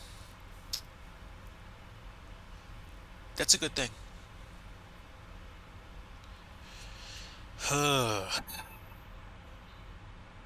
DIGI dinner. Once I park up at Singapore and close the stream down, I might order in. I don't know. I might be feeling some burgers or something, but I don't know what's gonna happen. We'll see. We'll see. Maybe some soup. Ooh, maybe.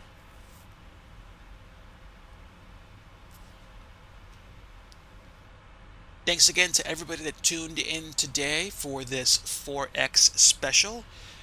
Like I said before, this is becoming a kind of like favored hobby of mine, going to far off places at 4X speed to get there and do the kinds of flights that I would most likely want to do in the sim, but without the huge time commitment. To be totally open, I see no reason why I couldn't do, for example, a Sydney to San Diego or a Sydney to LA flight on stream at 4x. So, for example, assume it takes anywhere from 9 to 13 or 14 hours to get to LA from Sydney. Assume 16 hours would be 4 hours at 4x. So 12 to 13 would be like what? A little over three and a half? And with a whole bunch of blabbing at both ends of the spectrum for a 3.5 hour flight, you're basically at the 4 hour mark anyway. So essentially, I've just kind of stumbled across this way for me to actually have a functional world tour. Like a bit of a running joke. I'm no, I'm a recovering study level pilot that actually wants to become a chief purser. So I could actually make this legitimate. I could say this is the Digi Cook tour because a cook's tour is like a hurried tour. So the Digi Cook tour would be basically 4x flights, um, 3 to 3.5 hours at a clip, flying across the world and doing flights like Vancouver to Narita, Narita to Changi, Changi to maybe what? Um, somewhere in somewhere in like Thailand or Bangladesh or something. I don't know. I think that's actually a pretty cool idea. Yeah, there we go. I could legitimately actually create the DIGI Cooks tour. I like the sound of that. Now, I would definitely have to be more consistent about my sim streaming. But again, that's something that I would do for fun. And I think I also want to do more scenery development, and I want to stop either expecting so much of myself or expecting to get so far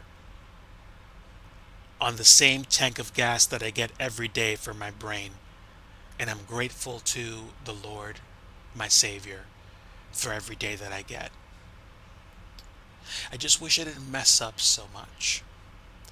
I do wish that I was able to just rebound and to do things better and faster. But I'm going to be transparent.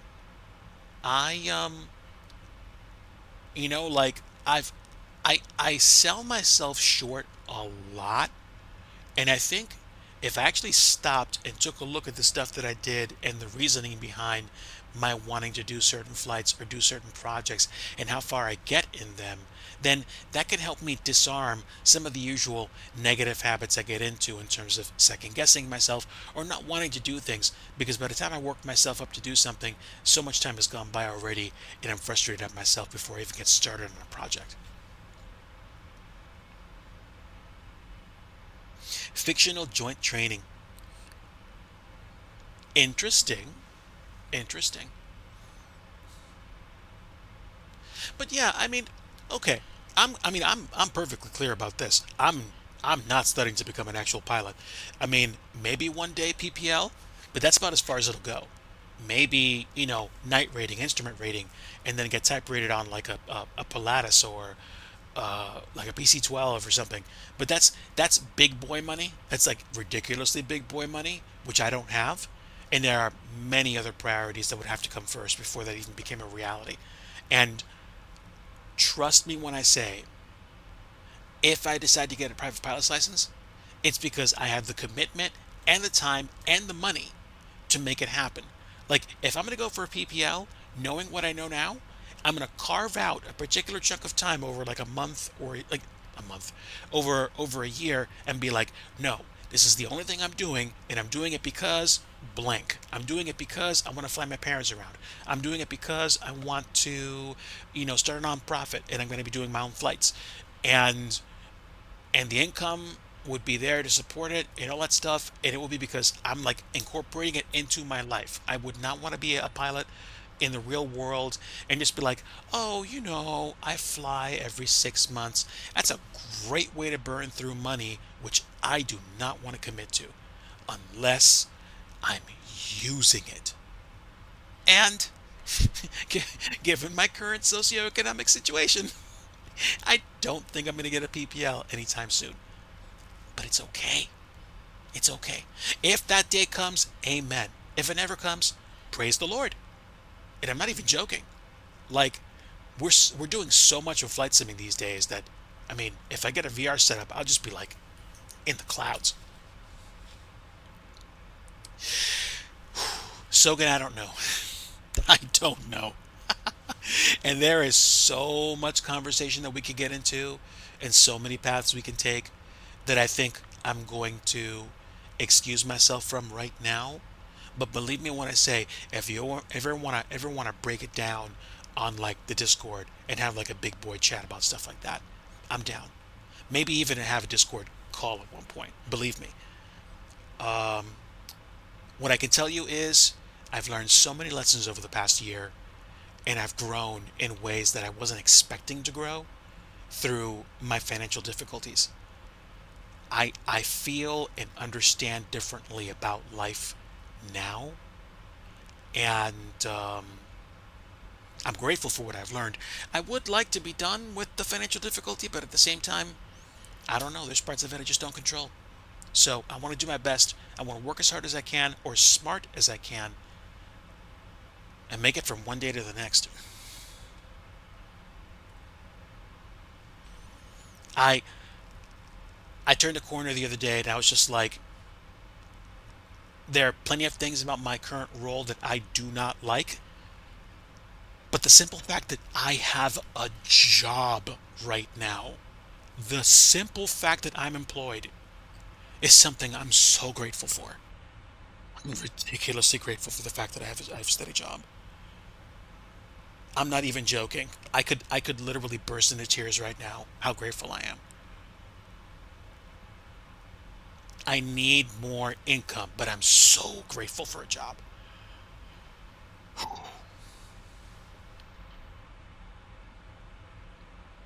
It is unfortunate that stuff's going on the way it is. And my prayer is that stuff changes for the better so soon.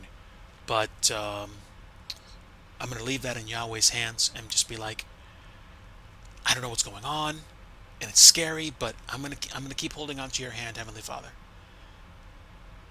It's like I said at the top, Jesus is my absolute lifesaver and flotation device in the world that I live in. And I tell people this repeatedly on stream.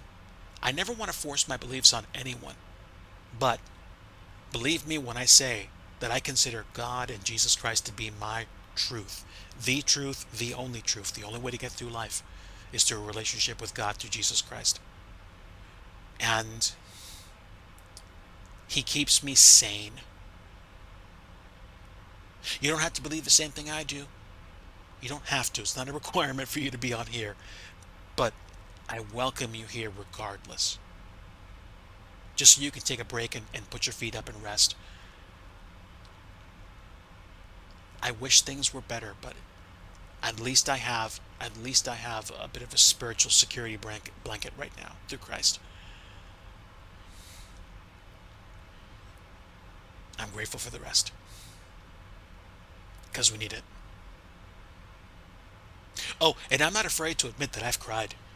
I'm not afraid to admit that I haven't lost it on stream, not yet. Um, but I've had my moments, and the Lord is both my helper and my rescue through Jesus. And my prayer is that He's yours as well. And even if you're the slightest bit curious, I pray you just reach out to Him in prayer and say, like, God, I don't know you, I don't know who you are, but I want you to share yourself to me. And it's my belief that He will.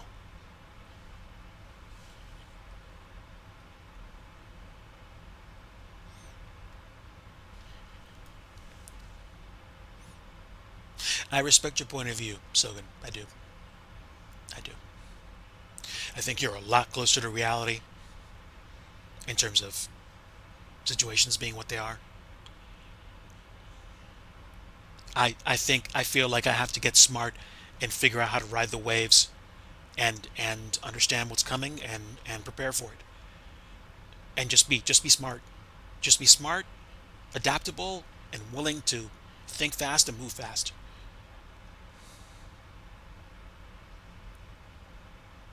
But right now, in this moment, exactly where I am, I can say, Heavenly Father, I rest in you. I'm scared, but I know you have a plan. And I give it all to you and pray for your forgiveness of my sins as I forgive those who sin against me. In the name of Jesus, your Son, my Lord and Savior, who I trust and rededicate my life to. Amen.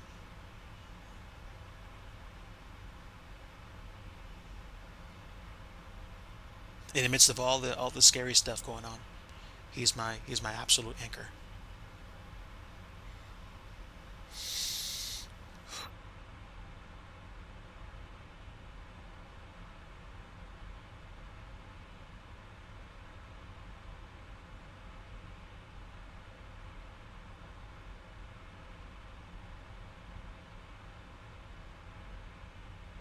That's a good point, Sogan. That's a very good point. Let me take a look at the flight plan. Excuse me, my map. Oh yeah, we're getting ridiculously close now. We are in the final third. Sorry, final fourth of the flight. We've got roughly 400, 500 nautical miles till we get close to the arrival. in probably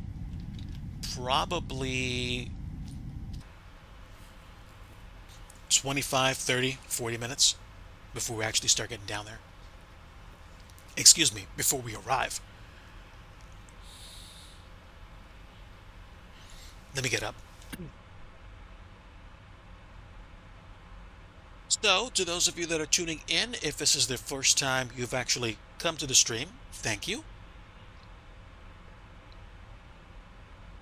We are in FS 2020 Microsoft Flight Simulator. We're flying the PMDG 777-300, and we have been flying from Tokyo Narita to Singapore Changi at 4x speed. What's going to happen soon is we're going to descend. Once we clear like 18,000 feet, we're going to start probably slowing down to 2x speed.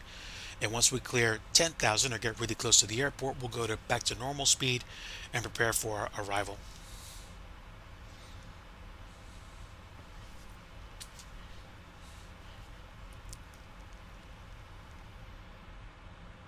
I think it's important to understand where things are. But I also think at some point, I don't need to continue to consume certain pieces of information if I can't make something happen out of them. I have to figure out how to carry that load myself. Welcome aboard, CCA, Coffee Cup Arcade, another friend of the stream and fellow mod. Thank you so much for popping in. Mint Linux. I have Mint Cinnamon on a very old laptop. I haven't actually touched Mint Cinnamon in a while. Stand by. Let me go open the door for the pets. BRB.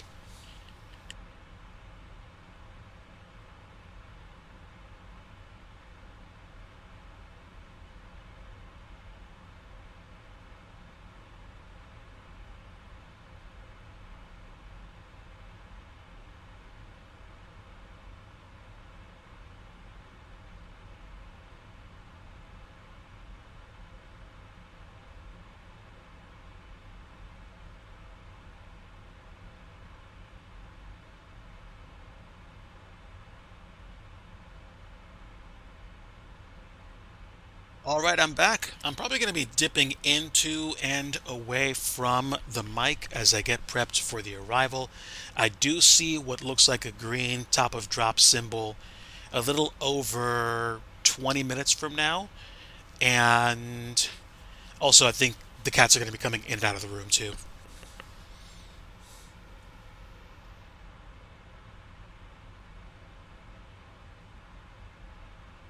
I think at one point I was interested to try Arch Linux, but I think there's a lot of configuration involved, and I'm happy with Ubuntu. I might go back to Lint, Lint. I might go back to Mint Cinnamon on like another SD card for my Pi 4, but I'm gonna check that out at some point. Looks like my cat's figuring out how to get out of the room. That's good. I think he's okay. Crafton, my friend, very good to see you. Welcome aboard. We are in FS 2020 and we are I mean, well on our way into Singapore Changi. We have been flying and chatting up a storm about a whole bunch of topics and flying at 4x. We're going to be arriving, I think, in the next like 45 minutes, I'd say, into Singapore.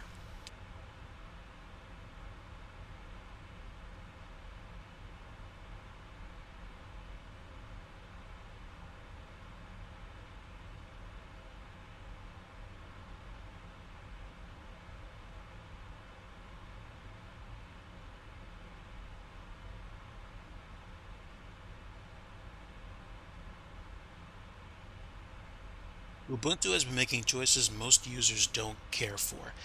I I want to say I that's not the first time I've heard a statement like that before. And I think other distros might have made choices along those lines, but did Didn't Ubuntu have issues at one point about 5 or 10 years ago?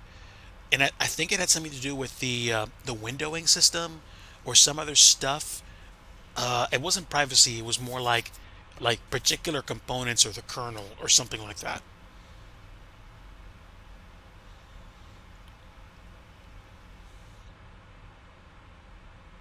Okay. Yeah, yeah, yeah. I think it really was something with the with GUI concerns or considerations, something like that.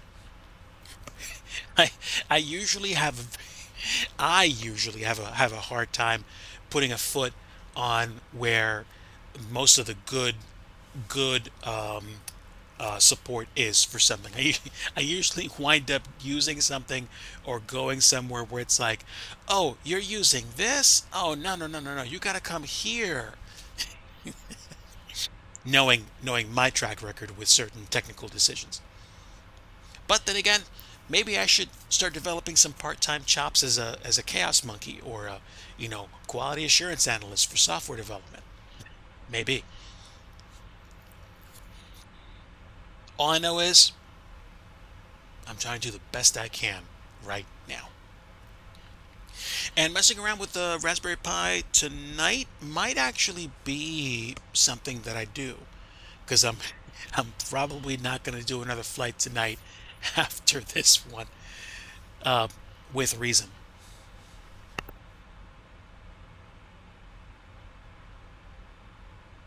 Hmm, that's interesting. Maybe I will actually start looking at Linux magazines again and start getting into that because if I turn a corner and I decide I don't want to do Microsoft Flight Sim anymore, and since I'm not running a business based on only MSFS scenery dev, I could potentially go all in on X-Plane or something. I don't know. I don't know. I'm talking out the side of my brain, but Linux distros and the idea of getting an operating system running and doing cool things on it still tickles my brain, still strikes my fancy. So Linux is definitely a topic of interest for me. And I've done more than a little bit of programming in Python at this point. Um, so I could get into that a little bit.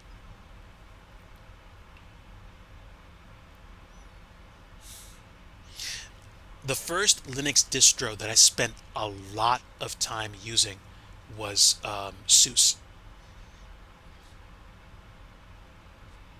The second one that I spent time in was Ubuntu, and I think that's when it really kind of struck me between like 2000 to like 2010 that I could actually have a day-to-day use experience on a non-Windows system.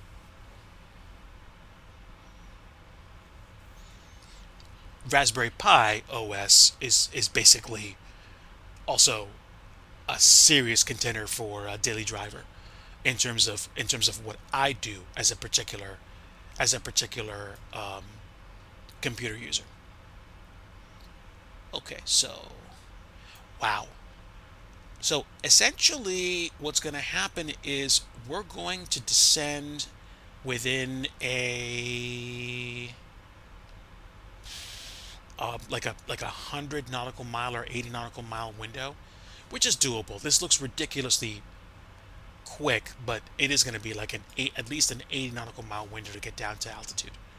So I'm okay. Yeah, the more I think about it, the more I think I'm gonna spend some time looking into tech that way. And if I ever had to pivot my career to keep food on the table, I think I'd either go back to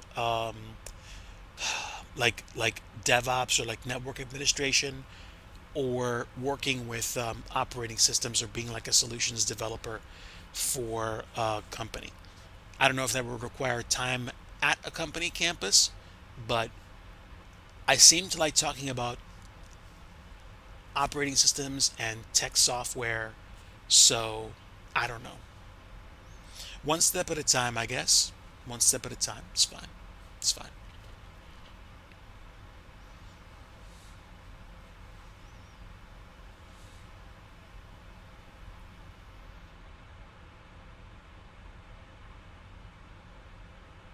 So I think we've got another 280-ish nautical miles to go, and they're clicking off really fast.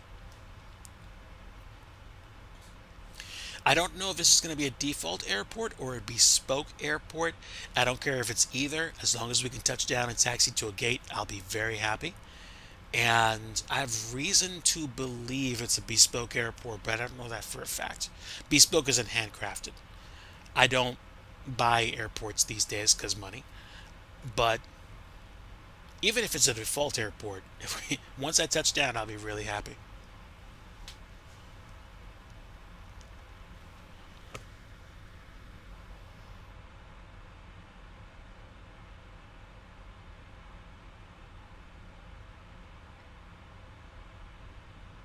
It's an interesting point of view. I think I avoided Windows 11 for a long time, but then, like, I think at one point, I forget what I was doing. I think I was just like at home or doing stuff because I work from home, and I just decided, okay, let's get this out of the way right now because I keep being bugged to upgrade to 11. So I actually did it over the course of like an afternoon, and then I was good. But the biggest pain points that I have with an operating system in general are having enough resources to run something and navigating the folder structure and doing that kind of stuff. If I can do that, that's okay. Oh, and if my system boots up quickly, that's a benefit. So if I went scorched earth and I went into a Linux distro that ran off an NVMe, I'd probably get things loaded up as fast as I do on like my wife's old laptop.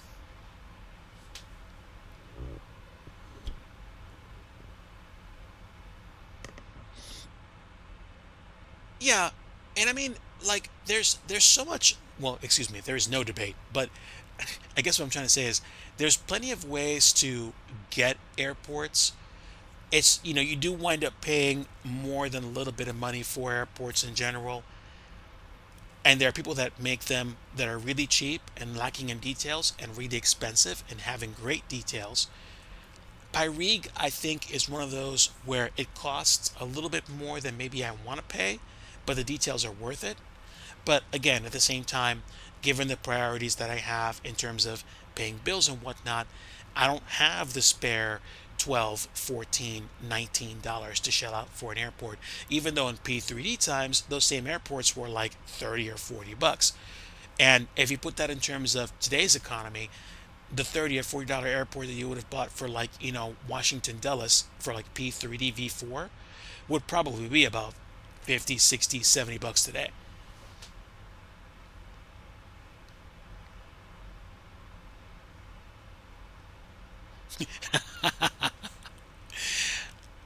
Which, when my Windows 10 install on my Surface Pro 3 becomes officially unsupported, I'm probably going to nuke it and potentially go Mint Cinnamon or Ubuntu or anything that will actually let me leverage the Surface tablet in a good way. I don't care about battery life because I still get like 30 to 45 minutes on a charge. And this is, again, like an 11-year-old tablet. I'm not expecting long battery life when it's off the leash. But if I can use something that will leverage the 8 gigs of RAM that tablet has, I'll be really happy.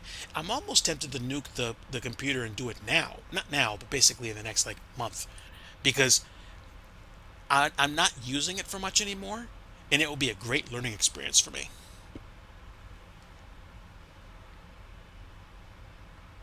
Yeah, yeah. So there you go. Like you're not that far away from like my typical use case. I find myself asking myself this question more than once. Like, okay, what am I turning my big computer on for that I couldn't do with my wife's laptop or like a little screen and like my Raspberry Pi 4?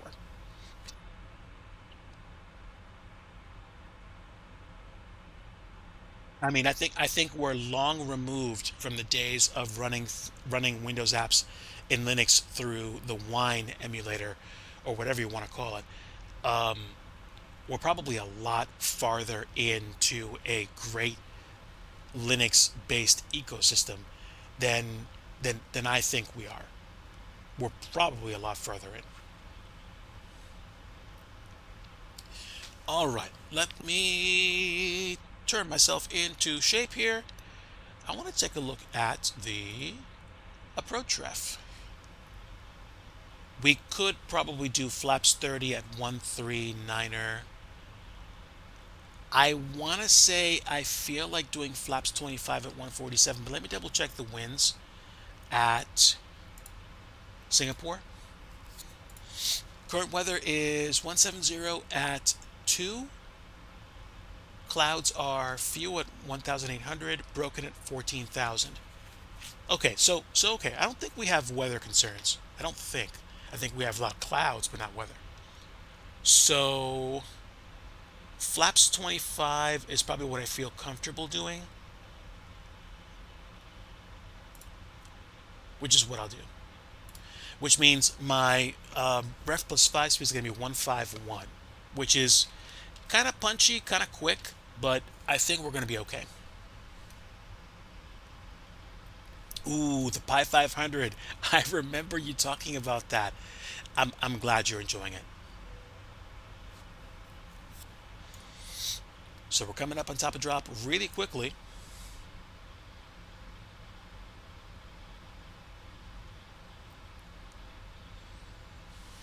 And yeah, I think you and I talked, Sogan, about things like Substance Painter and Resolve. I need to kind of level up my understanding of textures so that I can make my own better. I have a really cheap, really like I mean, excuse me, free is ultra cheap, but I have this like free program that I use to create PBR textures for some things that I added to a recent airport I built. But I think I need to spend more time kind of educating myself on things. And the way I can spend more time educating myself on things is by not spending time doing stuff like this, or not flying, or not gaming, or not whining as often. Yes, I went there. And here we go. We are now descending, ladies and gentlemen. We're going down to Singapore. Got loads of clouds, but I don't think we have a lot of weather in the vicinity. Not a lot of weather at all. About 2,100 to 2,200 feet per minute. A nice spacious flight deck as we get ready to arrive. Once we cross the transition altitude, which I'm going to assume is 18,000, but it probably is like a lot lower. I think I'm going to stay at 4x until we break 10,000 feet. And then I'll do 2x until we get lined up. And then I'll go normal speed. Crafton, I haven't flown a 777 enough. It's a nice plane. And I think I'll probably take advantage of it more if I get if I get the desire to fly it. I am flying the 2019 Al Nippon Airways livery. Oh, check out that turn. Let's go. Wow, that's a big turn.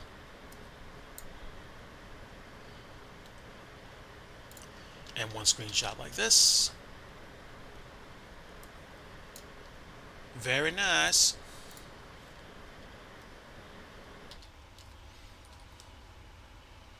Transition is 11,000. Thank you, friend. Appreciate you.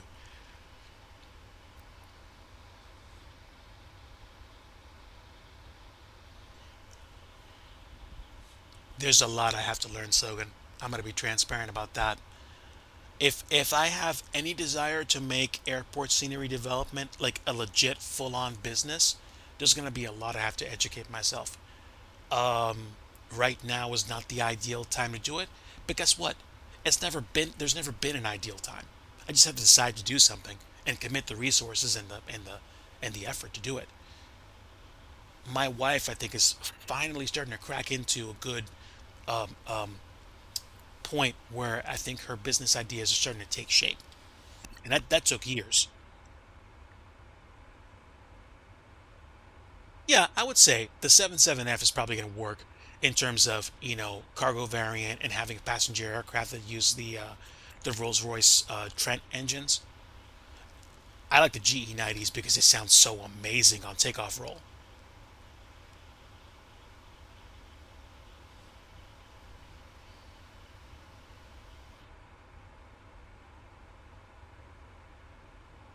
So FMC message, drag required. I basically don't care. I let the computer slow me down. I'm not slowing down. There's absolutely no need for me to worry about that since I'm not flying on a network. Again, if I was flying this, I'd be flying it real time, and we would definitely be taking a lot longer. Which again is one of the reasons why I'm okay with not doing stuff like that. Recall. Recall just shows one FMC message, which we have seen, and notes, irrelevant auto brake. We're gonna do auto brake 3, I think. No, actually, we're gonna do auto brake 4 because I want to be off the runway as quickly as I can without going max braking. Landing data, we're gonna do VREF 151, and approach briefing. We are lining up for the, I think it's the ILS 20 right approach, and we are coming in really fast. It's amazing. We still got, yeah, we're coming up on 10,000. There we go. 1012 is the QNH. And now we're going to go to 2x in 3, 2, 1, now. So 2x speed, we're no longer 4x speed, and we're coming in. I don't think that's the airport. That's something else. We still need drag. Don't care.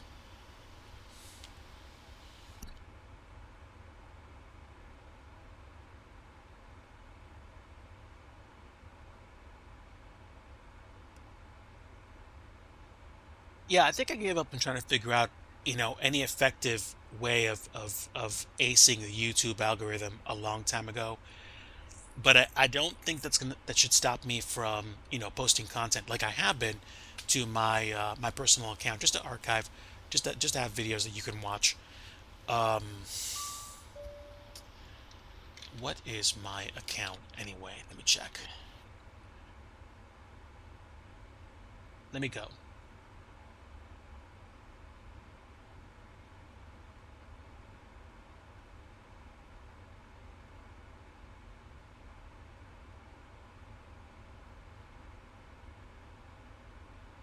Yeah, I started pumping out a lot more content here on my personal account. And I have like a scenery development account that I haven't actually put anything into lately. So I probably should. Let's see, course setting 203. So I'm probably going to bug up to 203 for the approach.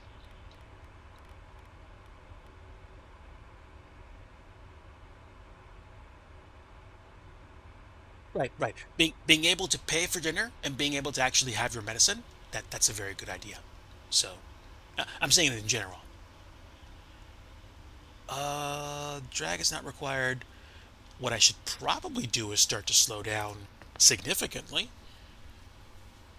So maybe I should go back into 1x mode.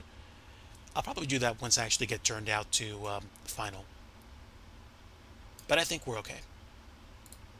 Checklist override is fine. Come on. There we go. And altimeters. Altimeters should be fine. Override. All right. So, speed brake. Armed. Flaps are going to be 25. I understand, friend. I understand. You want to be ready.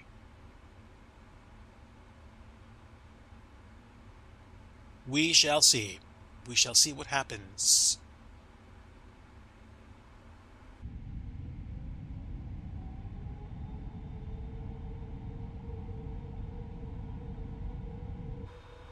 Engines are coming back to life. Okay, let's go back to regular speed.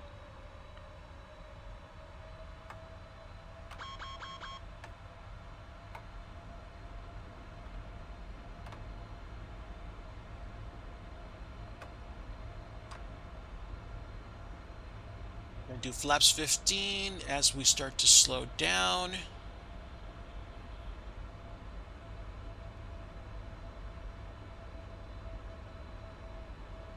And I'm gonna arm the approach. Approach armed.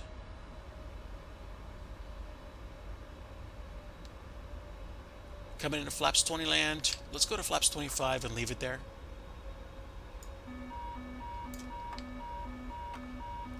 Let's get gear down.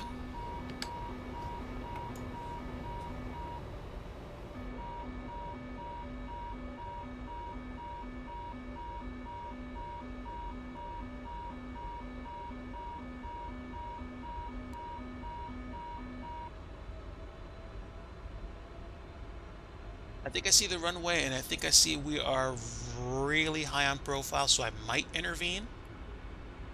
Actually, I'm gonna intervene, and we're gonna drop really fast. Or not. We're still on approach, but we are not descending. So I'm gonna bring this in manually. Yeah, yeah. Bring it in manually.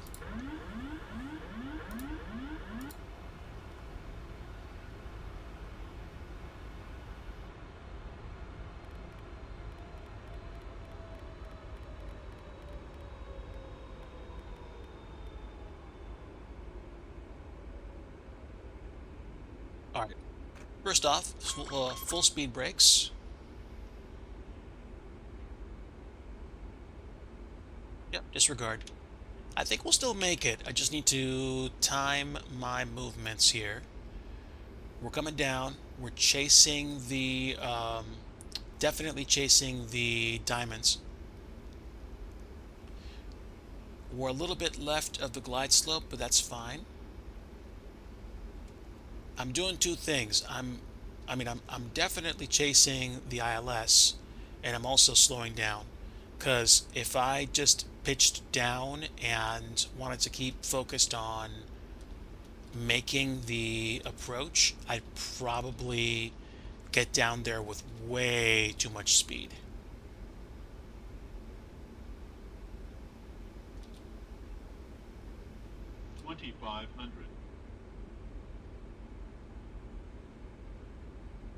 Okay, there we go. Autopilot, and now we are about to stall. But oh, well, I think the reason why we bluttered out was because of the fact that I had my speed brakes extended. We will try it again.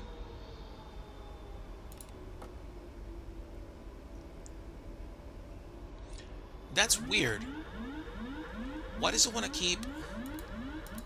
Why does it want to keep on such a high approach? I armed approach mode. That could be something to do with the way the glide slope is for 2.0, right? That's a little weird, not gonna lie.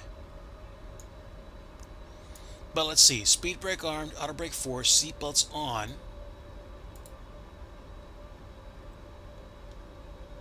I think we're okay. We can put the checklist away now.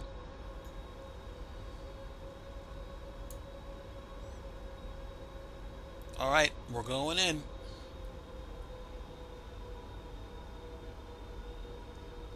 It would appear that we actually need to fly the plane. So, we'll do what we can. Auto brakes off. Excuse me. Auto throttle is off.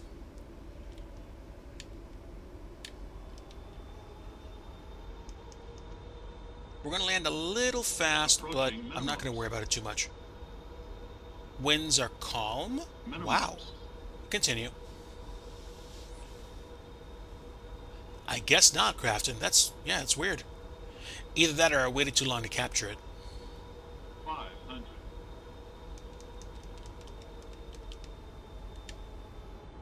Four hundred. Dive and drive. 300. Actually, we're pretty good on speed. A little bit faster than VREF. 200. VREF plus 5. We're like VREF plus 10 almost. That's okay. 100. 50. 30. 20. 10.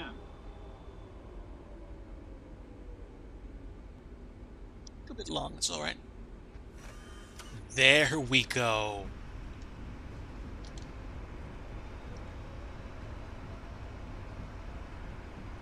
Yes, sir. I mean, I did more than a few things that would have merited a go around, but we fully committed. 80 knots, auto brake disarm. 60 knots.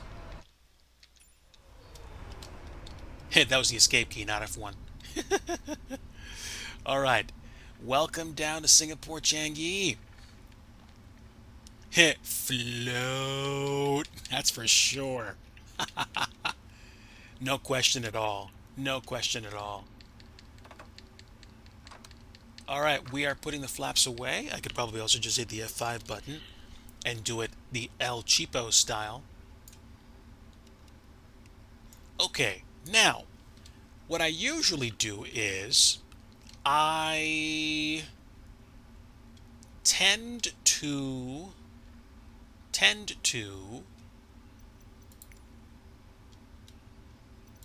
park somewhere and then get warped to a gate. Wouldn't it be nice? Wouldn't it be nice if I could actually go to the proper gate this time? Let's find a heavy gate, park up, and be nice about it. We're going to request a Singapore Airlines Follow Me vehicle, and we'll get vectored to the gate. Up to you, CCA. Sid Radio. Oh, man. Good tunes. Good tunes. We'll say that. All right, 1 minute, 11 seconds, which should give me some time to clean up. We are off the runway. Get some taxi lights going. Turn the strobe light off. And that's the deal. Okay, wing light can come off. And seatbelt signs back to auto. Flight directors can come off at this point, and the auto throttle is already off. So, fine by me. Where is the vehicle? The vehicle is coming from which side? Does anybody see the follow me truck? I don't see it. Yoo-hoo! There we are. All right, I see the truck. All right, let's ease off the auto brake. There we go. They're joyriding. Grafton, thank you, my friend. Have a great rest of your day. And where are you going, bro? Where are you even? I know the terminal's over here. I don't want to cross the runway. Where are you? There we go.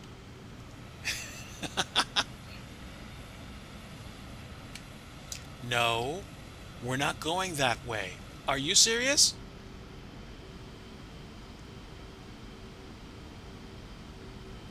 Where are you going? There we go. Joyriding, clearly. CCA called it. Are you... Dude.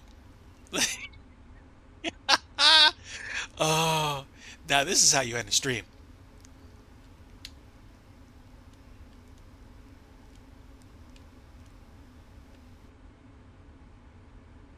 All right, as we pretty much almost go off the taxiway, or we think we did.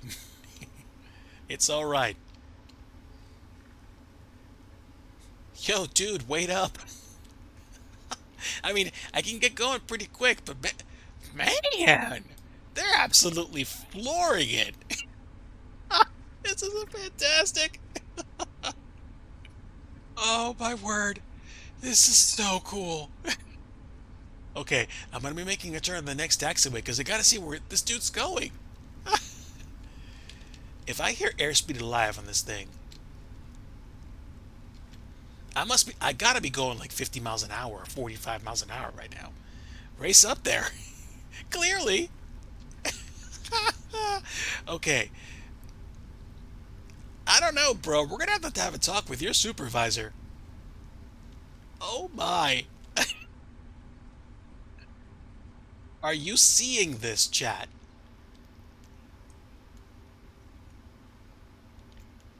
Are we going to like a whatchamacallit? Like a stand? All right, pardon me, sir. Duck, please. Thank you. Dude, where are you go? I can't even. I can barely even see it. Dude, you know what? I'm just about to like just forget about it. Where are you? He is not chilling. Where are you? No, no, no, no, no, no, no, no, no, no, no. I'm good. I'm good. Sorry, bro. You lost me.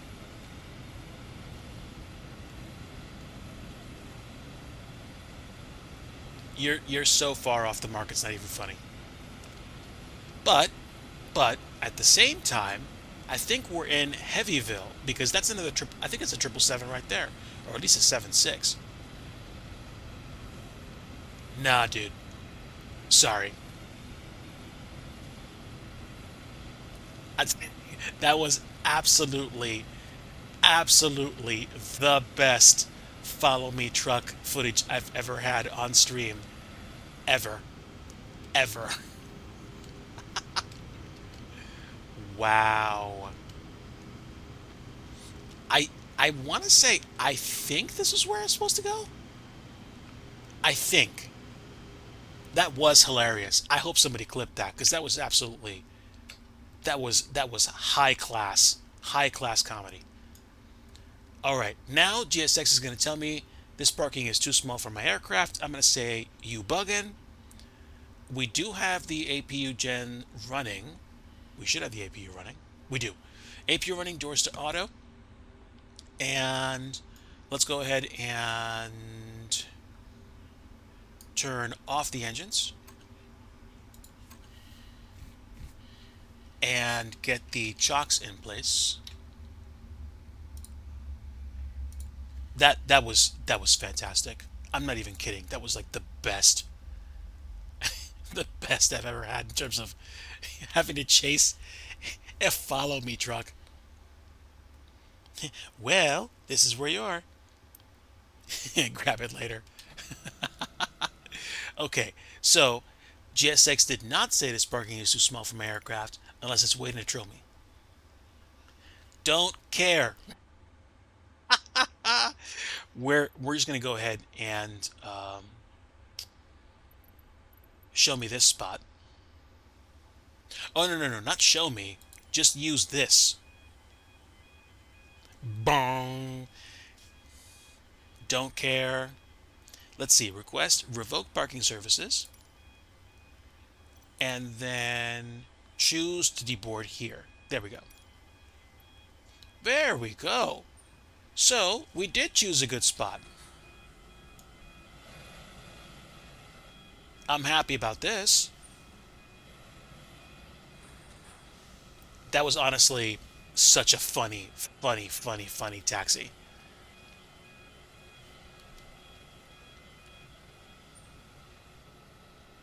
App called Bookshelf. Dude, I have not. I definitely want to go check that out then. Thanks for the heads up. All right, we have external power. We can turn the APU off and I can starve it. That is about it. Beacon and nav and logo lights all can come off. And we're going to deboard now. And let's see if we can actually see people deboard because I had a fun time. And goodbye.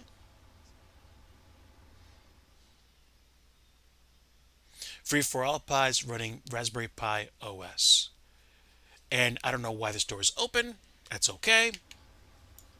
Let's go ahead and close it. Nobody's coming up this way anyway. That's fine. Ground operations, entry left, close. And then let's go ahead and check the deboarding process. I gotta slow this down. Drone speed about 5 should be fine. Excuse me, excuse me. Door's open. Why isn't anybody coming out? Hello, we're here. Get off the plane, please. Okay, they're coming. There we go. There we go. Appearing from nowhere. That's fine. Excuse me, coming through. I wish the jetways were more well lit, but that's fine. Hello, sir. Sogan, thanks so much for hanging out today. Really appreciate you. Have a great night.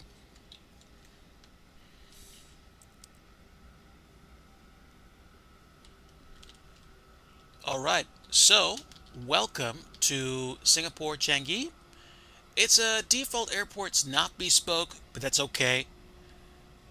I'm happy with stuff as is.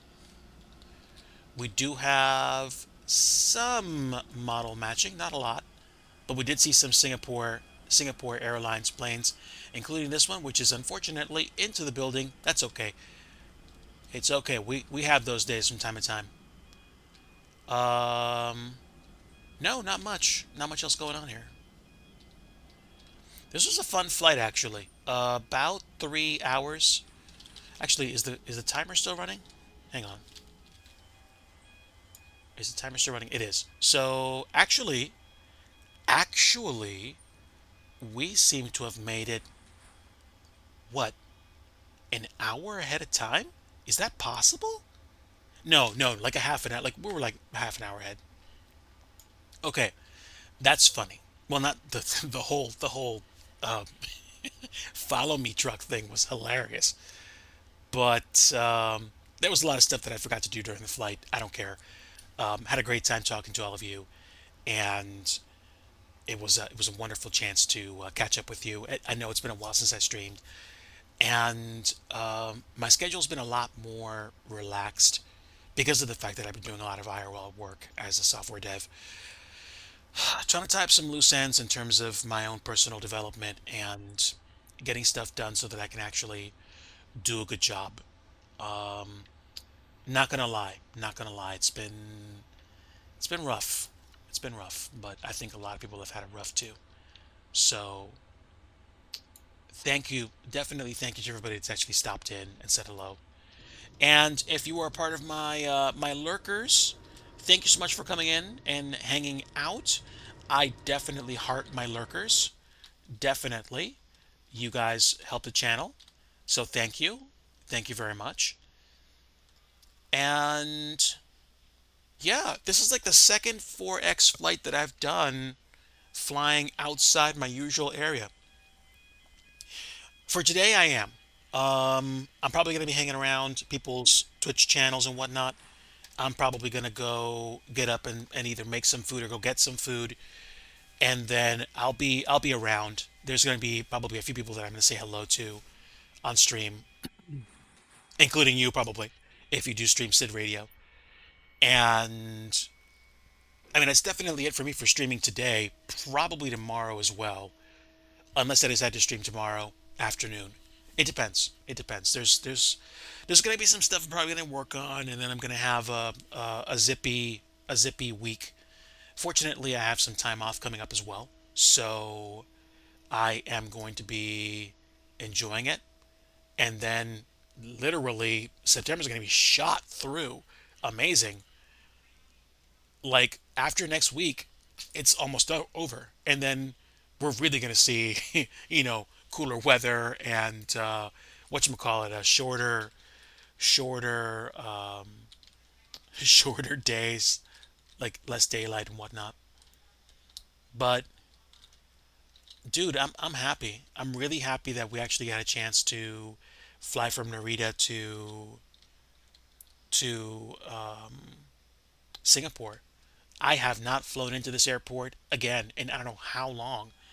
So I'm glad that I did it. I'm glad that we actually got a chance to just enjoy it. At least I did. And I think the next place that I go from here is probably either going to be up to Thailand, um, or probably somewhere in Bangladesh. Bangladesh might actually be closer to a 4x rate because I think it's going to be good for me to stretch my legs. I don't know. I don't know. I got to look at the map. I think I'm gonna keep my consistency though because flying Vancouver to Narita and Narita to Changi is cool, and then we'll see what happens. I don't know if I'm gonna loop down to Australia at all or save that for like maybe another run. But is what it is, folks. Thanks so much for stopping in today and checking out my stream. I don't typically stream on a schedule these days because life, but I would say if I was going to stream regularly, it would probably wind up being either Saturdays or Sundays, one of the two. With I think Sundays being a preference if I know I'm not doing too much that day or that afternoon. How many of us are still here? Let's take a look at the chat. Okay, we got a few people. Why don't we pay a visit to one of our friends that actually are currently streaming? Let's see. I want to take a quick peek at the list and see. Unfortunately, I can't tell who's actually streaming for any particular period of time. Um, who can we say hello to? You know what? I think we're going to go raid my friend Fly Conti. Stick around for the raid if you want to see some additional Flight Sim content. And again, thanks so much for stopping in today. Like I always like to say at the end of every stream, if you want true peace, you want the Prince of Peace, and that is Jesus. Thank you, CCA. Hope to see you tonight if you stream. Otherwise, folks, until next time, take care. Much love to all of you. And until next time.